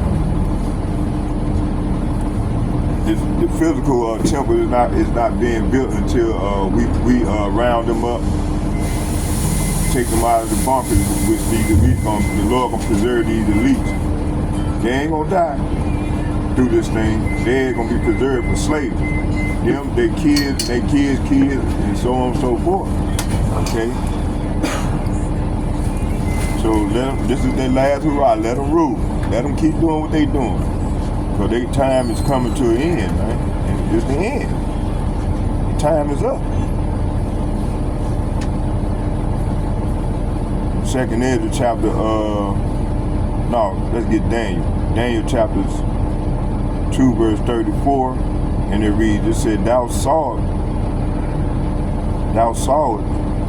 till that a stone was cut out without hand, which smote the image upon his feet that were of iron and clay. See, this talking about that statue, man. That statue that Daniel seen in the video. Okay, we at the end of this thing, we at the clay part, that's the feet and the foot. So that's another symbolism. We at the end of this man's age, the end of this man's rulership. So all them plagues that came upon us, well, we were cursed, that is coming upon him now. Okay? And ain't nothing they can do about it, man. We had to go through it, so they ain't gonna have to drink of this cup too. Okay? We had to drink of it for what, double, 1,000 years, so they ain't gonna have to do the same as well. You know? So, and this is what they trying to stop by offsetting Bible prophecy. Okay? Daniel chapter 2 verse 45, it said, For as much as thou sawest that the stone was cut out of the mountain without hand, that it breaks in pieces the iron, see, and the brass and the clay, the silver and the gold, the great power, as who they even call Jesus Christ, as G430, have made known to the king what shall come to pass hereafter. See, this is where we at right now. It said, and the dream, let's go right here, go back here. I want to get in this back seat back here. Yeah, get this back one.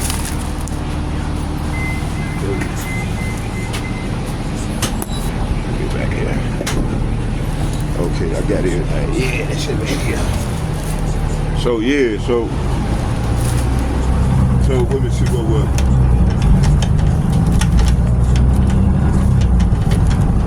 Hold on here.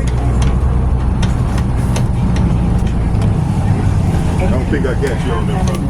I don't think I got you on candy camera. My man, you said it's all good. My man, a lot of people get hysterical and shit. Okay, let's let me see, what was it? Let's keep moving. Let's keep going here. So this man is being just exposed, man, for all the shit he's doing, man. Everybody get onto it. Even they they own people, man, is on to their ass, man. Wicked. They don't. sold this country out, man. You know, Donald Trump trying to save it, but hey, he's playing into the Lord's hand, because all this is the Lord's movie. We just a participant playing out this role for this movie, man. Which the Lord, he's what word I want to say, producer. Yeah, he's the producer. I think I said the right word. Okay, let's go here to.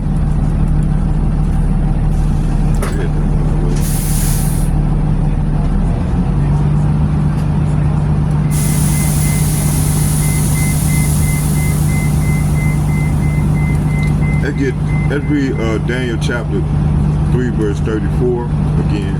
It said, thou sawest till that a stone was cut out without hand, which smote the image upon his feet that were of iron and clay, and break them in pieces. So this is saying, as you watch, a rock was cut from a mountain, but not by human hand. See, it struck the feet of iron and clay, smashing them to bits. So this talking about them idols, but really it's mainly talking about that statue, man, that Daniel saw in his dream.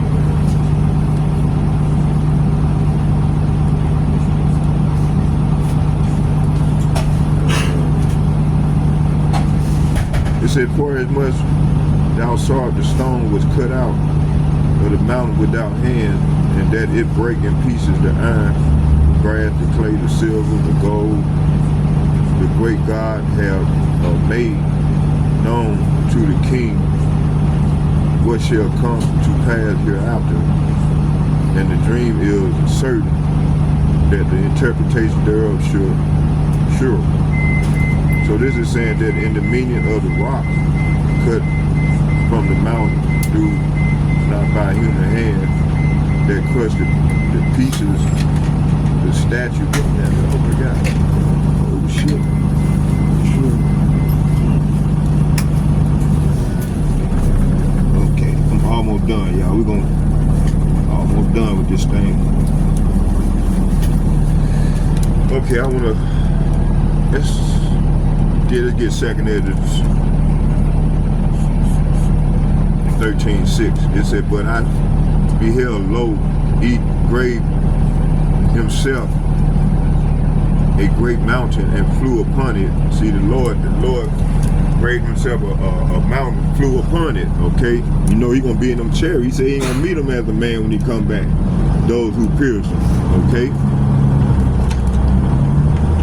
It said, and this my son shall rebuke the wicked. Say what? Shall rebuke the wicked inventions of those nations. See? All these nations is something. You read Psalm 83, man. This is the wicked invention is this chip, man, that they, Revelation 13:16, man, that they're gonna try to implement through their AI. That's why they bought Elon Musk aboard, you know. Donald Trump is still for they mission, man, you know, and a lot of these people find out they bad as hell, they voted for this dude. But hey, if they would have voted for Kamala Harris, she's still two of the same horns, okay?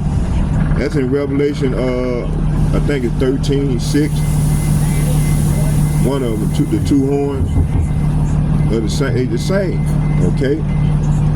Matter of fact, let's get it again. Find it.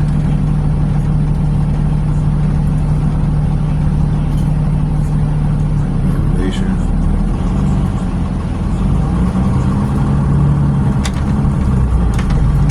Let's see here. Yeah, this is it. Hold on. Get it. Yeah.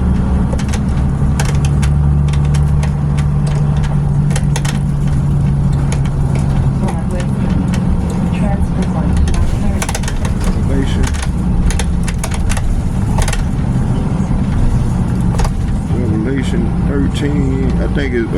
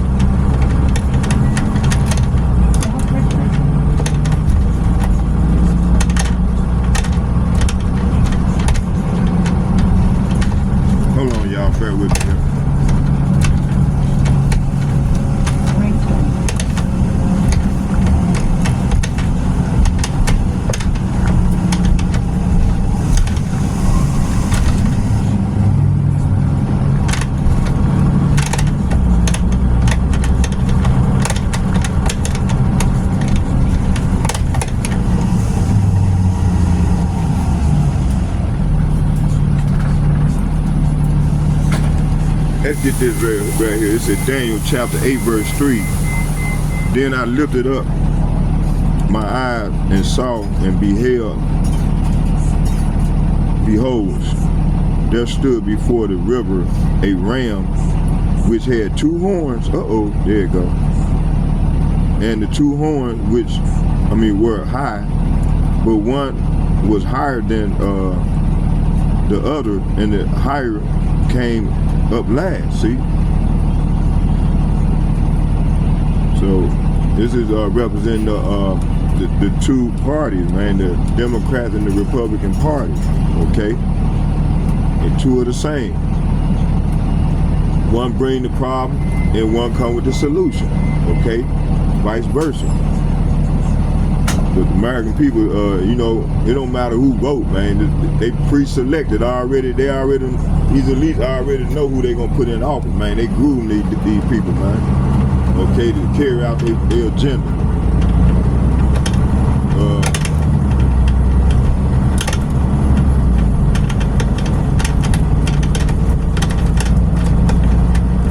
Daniel chapter 8 verse 6, it said, he came to the ram and had 2 horns which I had seen standing before the river, and ran unto him in the fury of his power. See? So right now they divided, both sides divided. Both wings of that 2 horns, both of that wing, that same wing, man, they divided, right?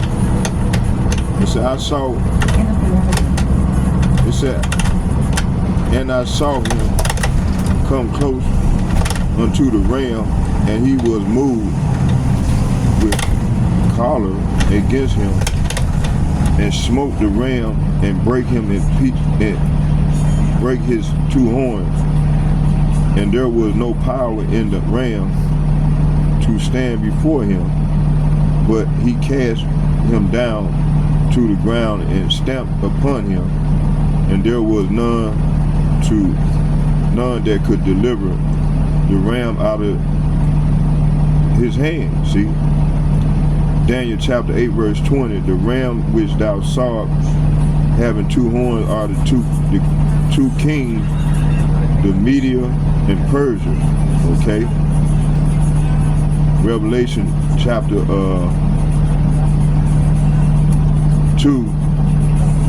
13 verse 11. It said, I beheld another beast coming out of the earth. He had 2 horns like a lamb. See, head go right here. 2 horns like a lamb. Democrat and Republican Party, man. Okay. And he spoke as a dragon. See, that dragon represents the elites. That these are international bankers, man. Banking family, man. They run America. They run Donald Trump. Donald Trump don't run shit. Okay? He gonna do the will of these elites. You heard Elon Musk's son told Donald Trump, you ain't the president. My dad. He said, my dad. You see? Yeah. Elite, man, he in bed with the elites, man. You see? Okay? Let's get this here real quick. Hold on.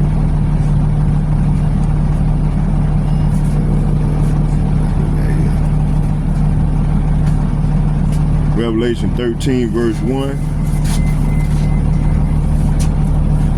It said, then I saw the beast rising out of the sea. It had 7 heads, 10 horns, see? It said with 10 crowns. Talking about America. The 10 crowns is the beast system. What's going on? The beast system. NATO and their allies, that's the beast system. It said, and I saw the beast rising out of the sea. It had 7 heads, 10 horns, with 10 crowns on his horns, and written on each head were names of blasphemy of power, Yahweh Hashem Yahushua. Revelation 17 verse 8. The beast you saw was once alive but it is now, and yet it will soon come up out of the bottomless pit and go into internal destruction. That destruction is talking about perdition. And the people who belong to this world, so all the people that live in this world, worldly Israelites, whose names were not written in the book of life before the world was made, will be amazed at the reappearance of this beast. See? They're going to be real amazed, man, at this beast. Okay? He had two horns like a lamb. Let's get that. Let's go into this. Mark chapter 7, verse 15. It said, beware of the false prophets who come disguised as harmless sheep, but are really vicious wolves. Woo! They're talking about the false prophet is really, you know, when you look at it, it's talking about the Catholic Church. And then all these replacement theology that these umbrellas of the Christian so-called man-made replacement theology. God loves everybody, come at thy will, do as you want in spirit. And all this come under the skies of the Catholic Church, man. Okay? They trying to bring about a new world order and universal doctrine,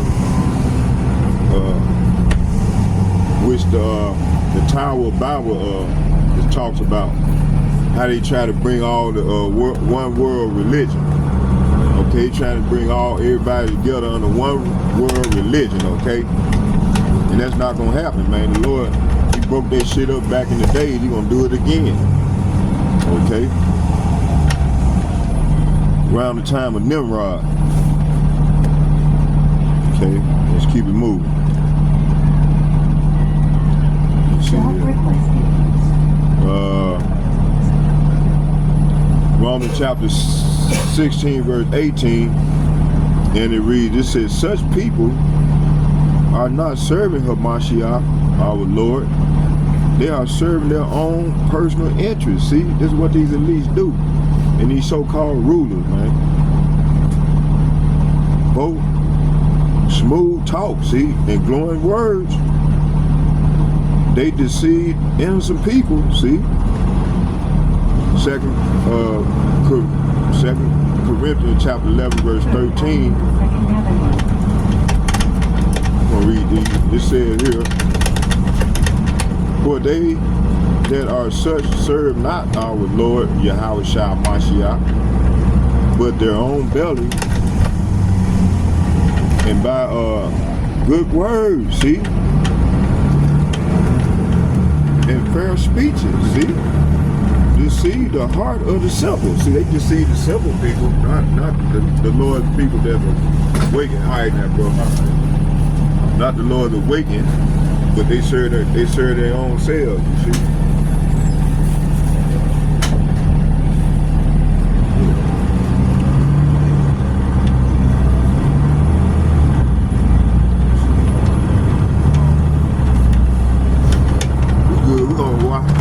I'll do a part two. How much time we got in? We're gonna finish this off, and then I'll close with a prayer.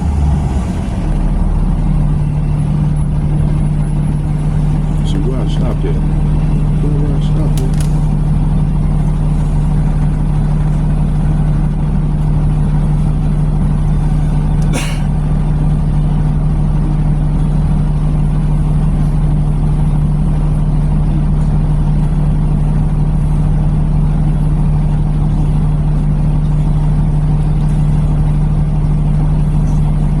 It says here, but such are false apostles, deceitful workers, transforming. So they go to that word transforming. They use that word, you know, transforming a lot in this thing called sustainable development. You know, you got Klaus Schwab, so they're gonna transform. So they, everything that I mentioned in that Nixon report, this is what it's talking about. They want to transform the world. They want to make man cyborg. Okay, this is their goal. Their AI agenda. Okay. What was it? transforming themselves into apostles of Hamashiach. So this verse here is saying these people are false apostles, see? They are deceitful workers who disguise themselves as apostles of Hamashiach, okay? And no marvel, for Satan himself is transformed into an angel of light, see? So verse 14 is saying, but I am not surprised. Even Satan disguised himself as an angel of light, see? 2 Corinthians chapter 11 verse 15. Therefore, it is no great thing if this minister, if his ministers also be transformed as the minister of righteousness, whose end shall be according to their works. See, so their end is gonna be according to their works. All right. Let me put up everything, because we're gonna do a part 2. We're gonna do a part 2 of this lesson. Part 2 and a part 3. I got a lot of precepts to come out with. We good. I put my lessons together, so we're gonna be on deck. Okay.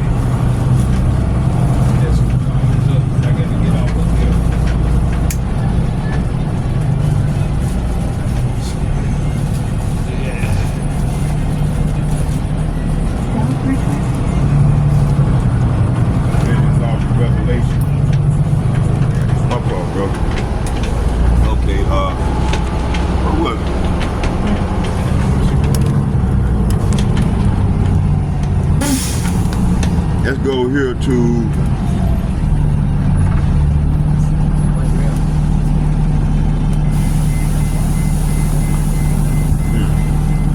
screen locked up on me, froze up.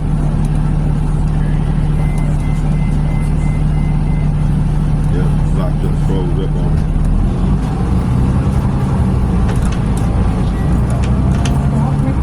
Let's go back to the Apocrypha for a minute. We'll come back to this. 2nd Esdras chapter 13 verse 37, and it reads, and this son of man shall rebuke the wicked inventions of those nations. See, so the Lord is going to rebuke the invention of these wicked nations, which for their wicked life are falling into the tempest. See, they're going to fall into the tempest, man. Which this part already started, and like this Sachs, the economy, and what's his name, Richard Wolff, man, he's some beautiful scholars, man, and these dudes, they the real deal, man. You see, and they even going off saying what the U.S. government have been doing for 40 years, and all this gonna lead to people snapping out. It's gonna lead to a civil unrest. That's second. Matter of fact, let's get it. Man, these people tired of this shit. Then listen, and Trump just put tariff on somebody, and it's gonna create a devastating effect. All right, my man, you take care, man. I hope the words edify you guys. Y'all take care. Because we know the church been lying to everybody. Y'all take care. Y'all excuse me there. We got next, Jake. You're right. Get some hair on that face. You know you can't be fake. You got to get some hair on that face. Hey, I got off the wrong spot. What's up, little man? How you doing there? All right, partner. You take care. Hey, yeah, man. Keep speaking that word, man. That's coming to the end. I'm trying to do it, bro. I'm trying to get that new body, man. Yeah. I want that new body, man. You know what? Let's do this right here. Hey, Times Square. Yep, they go by there.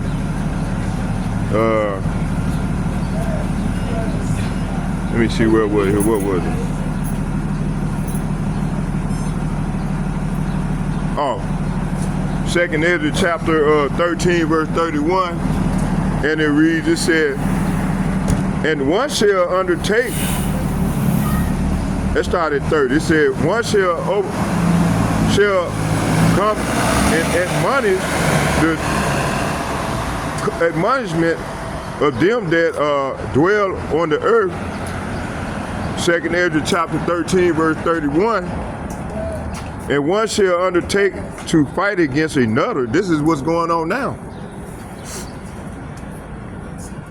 Against one another in one kingdom.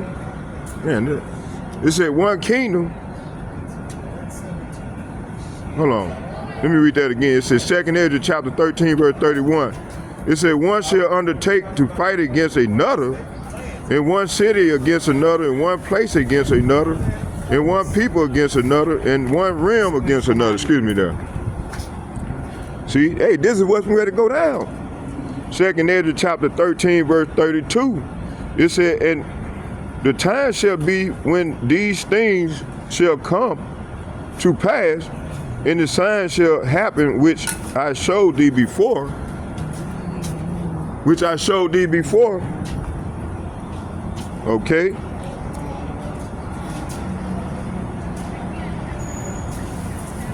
Stand all behind me, man. There go my man.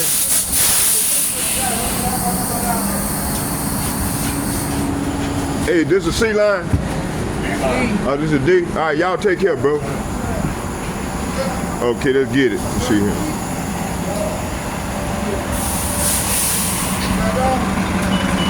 It says here,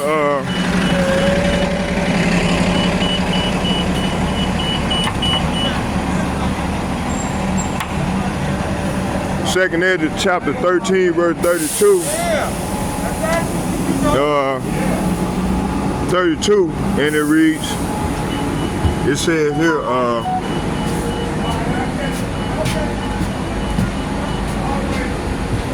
y'all bear with me here. All right.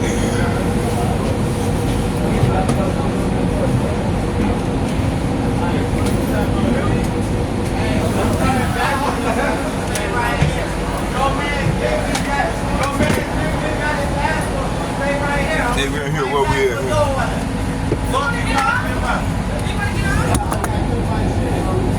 Okay, here. It says here, 2nd Esdras chapter 13, verse 33. It said, and when all these people hear his voice, every man shall in their own land lead the battle. They have one against another, and a innumerable multitude shall be together, as thou sawest them willing to come and to overcome him by fighting. See, so all these nations are gonna come together. They're gonna stop fighting against one another, and then they're gonna come up against our Lord, man. Okay. 2nd Esdras chapter 15, verse 34. It said, an innumerable multitude shall gather together, as thou sawest them willing to come and to overcome him by fighting. See, hey, that's why you got this. They got this Space Force. This star, what that Elon Musk got that star thing, that Stargate, whatever you call it. See, man, that's why we gonna need divine intervention, man. Okay, let's go back to 2nd Revelation 13 for a minute. See, you got a lot of these people, they got guns, man. This man here was blessed with the sword. This is his blessing, man. Anything that Jake got, man, ain't gonna be able to save them, cause this man here, he's the Lord's sword. So you got a lot of our people think they're gonna be out here fighting against this devil. Like DJ, what's his name? Jam Master Jay. You see? hey, oh. DJ, hey, he's out in the fed. Then trying to bring the Nation of Islam with Hebrew religion. Man, that shit ain't working, man. First of all, we the Hebrew Israelites, man. And all this other shit was man-made, man. When these people can come out of that concept, man, and come back come to the reality, man, the realization, man, the Lord is visiting this place, then they'll be all right, man. But until then, man, they the Lord's enemy, man. 2/3 of our people, man. And they gonna die by the sword if they don't change. Okay, I got 7 men I knew, including my nephew, my cousin, my little cousin. Man, it's about 10 of them niggas, man, all of them in the spiritual realm right there in the upper room because they rejected the Lord, man. You see? The Lord is not playing with our people, man. He telling them, return. You don't return, you won't see the sword, man. This is the time we live in. The Lord can use this devil to come up against his people, man. Okay? Let's get this Revelation 13. Let's go here. Revelation 13. Verse 11. Okay, I'm gonna bring out a few more precepts, and then we're gonna close with a prayer. We're gonna finish Revelation 13, verse 11 off. Mark, let's go here where it's talking about he had 2 horns like a lamb. Let's get this again. Mark chapter 7, verse 15. It said, beware of the false prophets which come to you in sheep's clothing, but inwardly they are ravening wolves. See, the Lord saying here in this verse that beware of the false prophets who come disguised. See, they come disguised as harmless. See, they come harmless. See, but they are really vicious wolves. Let's get a precept to this. I got a precept. I got a precept already ready to go. Hold on, he's smooth as butter. Let's get out. I don't even need that. Smooth as butter.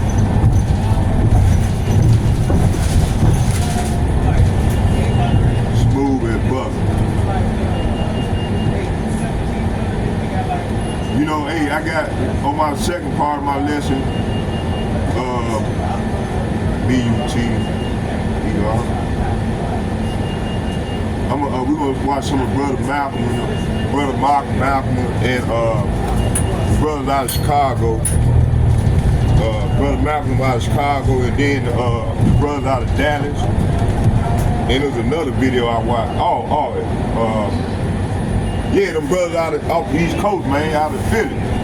Out of Connecticut, man. Them brothers them elder bishops, boy, they be going hard, boy. Man, my man, hey, Solomon, brother, Jacob Barak, man, woo! Boy, them brothers be on fire, man.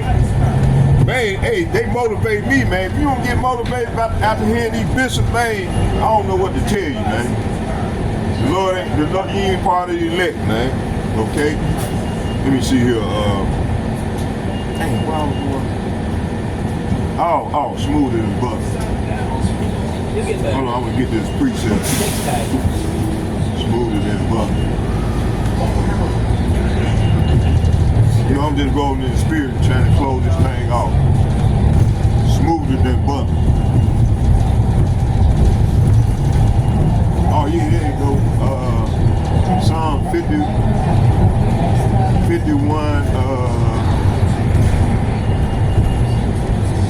verse 21. Psalm 55, verse 21.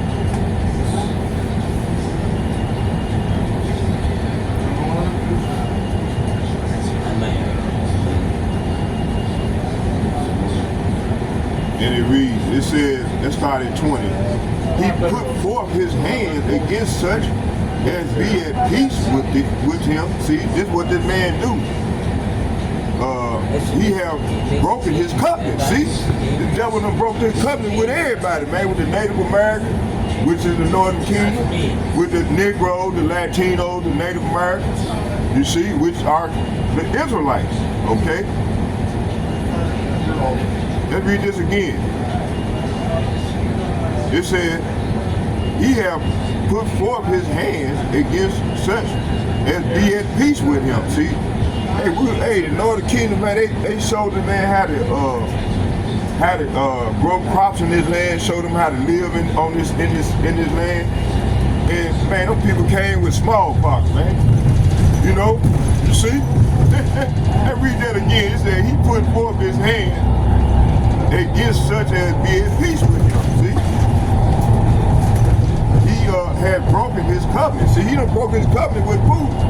Putin pissed off right now. So what's his name, Sachs, that economist said, man, listen, man, they trying to get out of it. I'm gonna bring out some more when I come out with my part 2 of my lesson. And you know, the spirit jump on, I'm gonna bring out a little bit more this evening, man. You know, after I get fed, watch the brother, you know, get it in.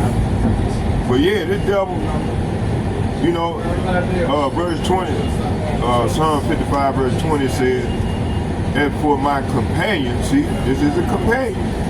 He betrayed his friend. See, hey, is this man not betraying his friend, the European Union, the NATO, they allies? Look, Zelensky came and said, man, listen, America gonna be touched. They kicked, hey, Donald Trump, King Nero kicked Donald Trump out of the office, man. He told him and his entourage, get out. They put their ass out of the White House. Hey man, Donald Trump is the man they gonna usher in this World War III, man. That's Nero, man. In the reincarnation. You know, talking about reincarnation don't exist. Shit, that's bullshit. Okay. So that get 21. It said, the words of his mouth were smoother than butter, but war, say what? But war, say what? But war was in his heart, see? War was in this man's heart, man. And you got our 2/3 of our people, they trying to say this devil. The devil don't love y'all, man. They got a bad case of Stockholm Syndrome, you see? It said the word of his mouth was smoother than butter, but war was in his heart. His word was softer than oil, yet were they drawing swords, see? You see? So Psalm 55, verse 20 and 21, it says, and for my companion, he betrayed his friend. See, this devil have betrayed his friend. He broke his promise. See, he broke his promises. His words are smoother than butter. So his words are smoother than butter. Smooth as butter. But in his heart, say what? But in his heart, say what? But in his heart is war.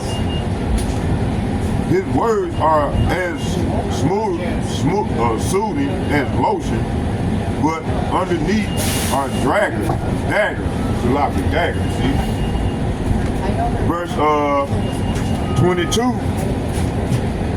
Psalm chapter 55, verse 22, cast thy burden, say what? Cast thy burden upon Yahweh. See, we're going to have to cast our burden upon our power, Yahweh Ba'ashem Yahushua, and he shall never suffer the righteous to be moved. See, hey, we ain't gonna be sustained. We ain't gonna be let me read that again. Cast that burden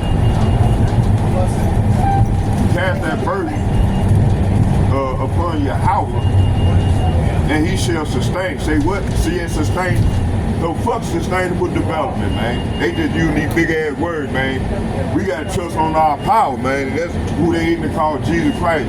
Yahweh Ba'ashem Yahushua. That's what Charles and the elder apostles and the like-minded men on down to myself say. We represent Yahweh Ba'ashem Yahushua. You got to call on our Lord in that way, man. That order. Not on our line.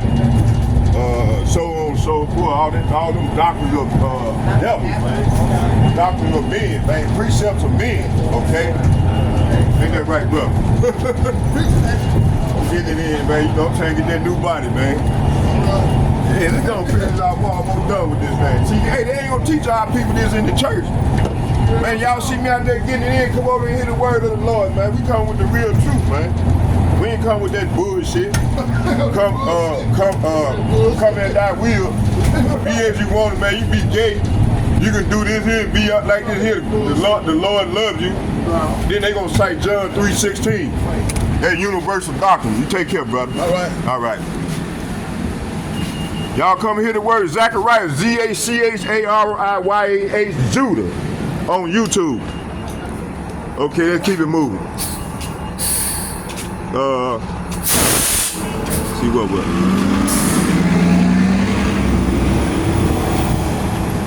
Yeah, see, okay, I'm gonna finish this thing off. We're gonna try to finish this thing on off, man. Yeah, I just wanted to go into them. Let's go back to Revelation 13. Let's finish that off. Then we're gonna close with a prayer. Okay.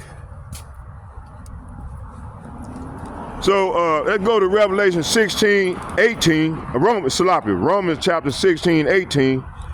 It said, "For they are such serve not our Lord, Yahweh Shah Mashiach," talking about 2/3 of our people that's joined unto this devil, "but their own belly," mainly talking about these false prophets, these so-called leaders, man, that's in our, yeah. It says, "But their own belly, and by good words," say what? By good words. I just told you, smoother than butter. But they had war on their heart, man. It says here, "But their own belly by good words and fair speeches deceive the hearts of the simple." See, they deceive the hearts of the people that ain't inclined to hear the word of the Lord. They the simple ones that always mocking and scoffing the prophet, always got something to say instead of taking heed to the prophets and the words of the prophet. Okay. 2 Chronicles, we already read. Let's read it again. Lord said, read them again. 2 Chronicles chapter 11, verse 13 through 15. It said, "For such are false apostles, see, deceitful workers transforming themselves into apostles." See, even these elites do the same fucking thing, man. They the one created dogma and religion. You see, when you read that Secret Covenant, which I'm gonna read that again. Okay, I'm talking points. I'm gonna bring some of them out with the video with that sax dude again. That dude be bringing out some fire. Okay, 2 Chronicles chapter 11, verse 14. "And no marvel, for Satan himself transformed into an angel of light." See, Satan himself was an angel of light. Okay. 2 Chronicles chapter 11, verse 15. "Therefore, it is no great thing in his ministers, if his ministers also be transformed as the ministers of righteousness, whose end shall be according," say what? "According to their works." See? So all these people, man, they ain't gonna pay for by their works, man, and deceiving our people, man. They got a lot of blood on their hand. Daniel chapter 7, verse 8. "I considered the horns, and behold, there came up among them another little horn," see, talking about America, "before whom there were 3 of the first," talking about Rome, Greece, the old Roman Empire, Greece, 3 of 3 kingdoms that fell. Damn. I'll think of the other one in a minute here. It'll come back to me. Well, you had three of them fail. And then he came into fruition, this Roman, this horn, little horn, with 2 wings, like a lamb. I mean, 2, yeah. Okay, let me see here. Yeah, let me see.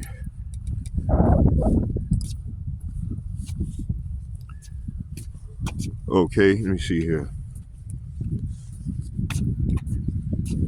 Okay. Daniel chapter 7 verse 8, it said, I considered the horns, and behold, there came up among them another little horn, before whom there was three of the first. See, first horns plucked up by the roots. See, they were plucked up by the roots. And behold, in his horn were eyes like the eyes of a man. See, that's they're talking about that dragon. And the mouth speaking great things. That's Donald Trump, Nero. Okay. Daniel chapter 7, verse 24 and 25. It said the 10 horns, talking about America. Oh, shit. Hold on, y'all. Bear with me. Man.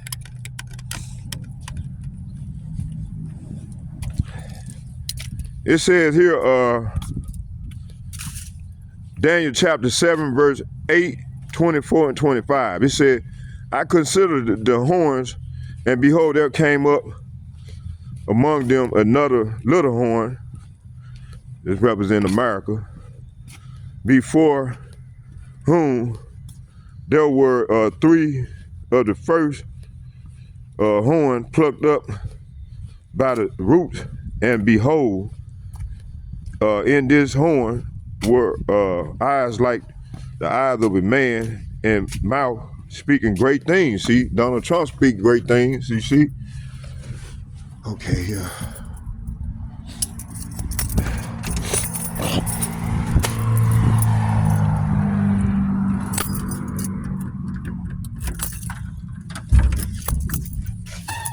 Speaking great things, man.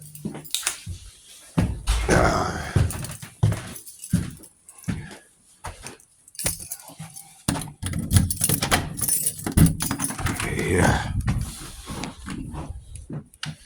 All right, here. Let's finish this on out. We almost done.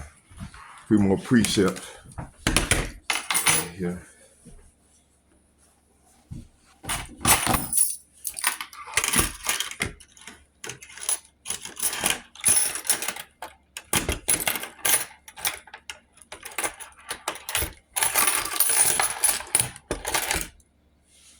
Okay, let's finish this off. Hold on. Okay. See, yeah.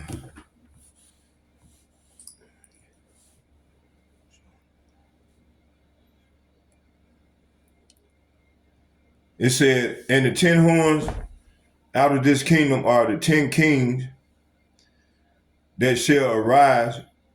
You know, they're talking about that NATO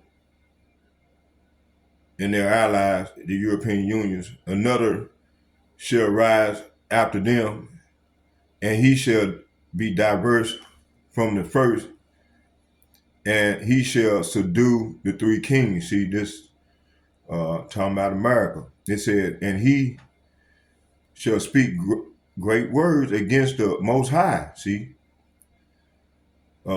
this anti, I think it's the Roman Empire.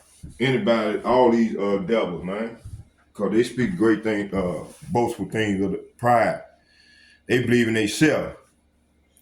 They contradict all the words of the Most High.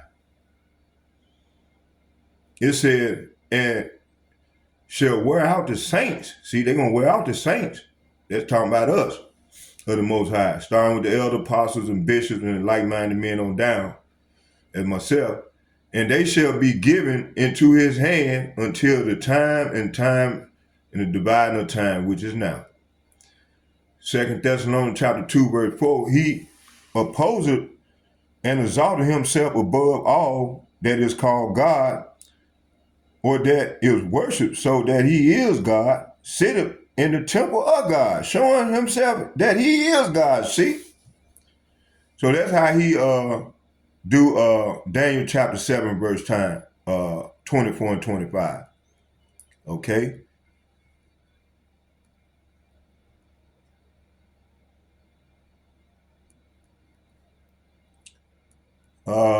Revelation chapter 12, verse 3, it said, and there appeared another wonder in heaven, and behold, a great red dragon. They're talking about this represents the Rothschild, elites, international bankers, the Rothschild family, which running the whole world and its resources.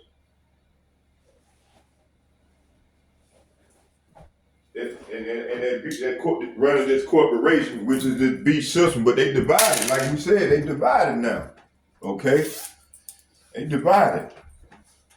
All praise to Yahweh Ba'Shem, Yahweh Shai for that. Okay? He double gonna do the Lord's purposes, you see? Come on out of here. Hot. Okay, that finishes off.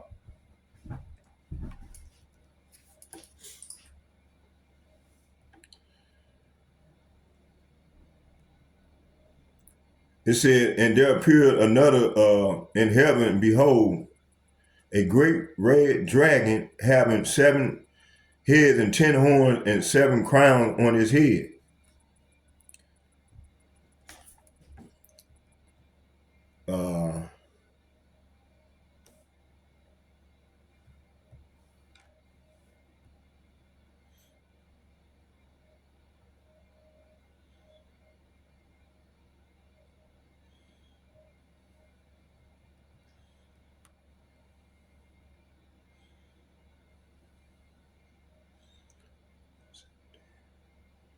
It said, then I witnessed in heaven another significant event. I saw a large red dragon, see?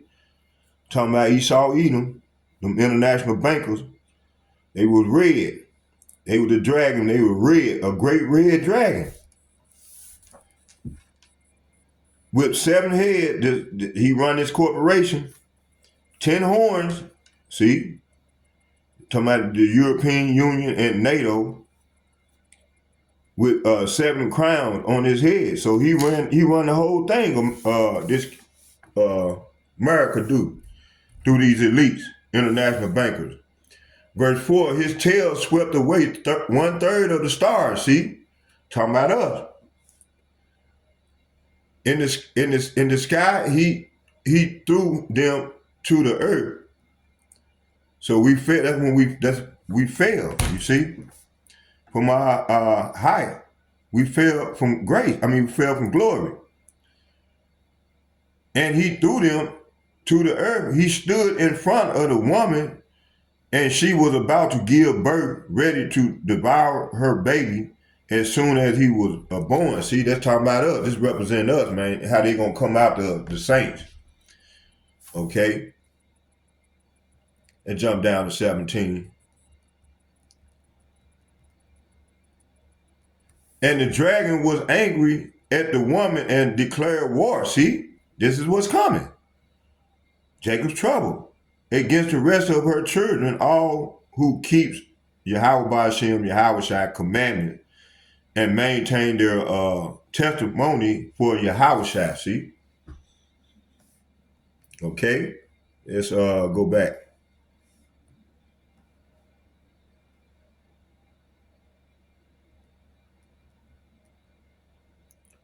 Let's close right here. I'm going to get Revelation 13, verse 17. I'm going to read it in NLT. It said, no one could buy or sell anything without that mark. See? And Revelation 17, Revelation 13, 16. It said, without the mark, that mark, which was either the name of the beast or the number represent his name, was either the name of the beast or the number represent his name, okay? Let's get this last one. We're going to close right here. Okay, yeah. Revelation chapter 17, verse 6. I saw a woman drunken with the blood, talking about that whore. The blood of the saint, that's for devouring the children of Israel when we came over here from all the way from 70 AD all the way up until now, you know. I mean, when they came back into power since the Renaissance period. It said, and I saw the woman drunken with the blood of the saints and the blood of the martyrs. See, we're gonna be a lot of us gonna be martyrs for this word. And when I saw her, I wondered with great admiration. So I hope y'all were edified with the lesson. We're gonna do part 2 because I got other precepts and videos I want to bring out. Barakatah Yahweh, Barakatah Yahweh Shai, Barakatah Yahweh, Barakatah Yahweh Shai, call Allah Yahweh, Bahashem, Yahweh Shai, Bahashem, Rakah, Kadash, Shalom. And second, I'd like to give double shouts and double honor to all the elder apostles from GMS and men of valor who rule with apostles and bishops from GMS and men of valor. I'd like to say shalom to you all. And may Yahweh Bahashem, Yahweh Shai bless you all. And also the like-minded men on down as myself. I'd like to say shalom to you all. May Yahweh Bahashem, Yahweh Shai bless us all as well in our order. As we go further off, and bless us all in our family as we go further in Jacob's trouble. Shalom, shalom, shalom. I'm out.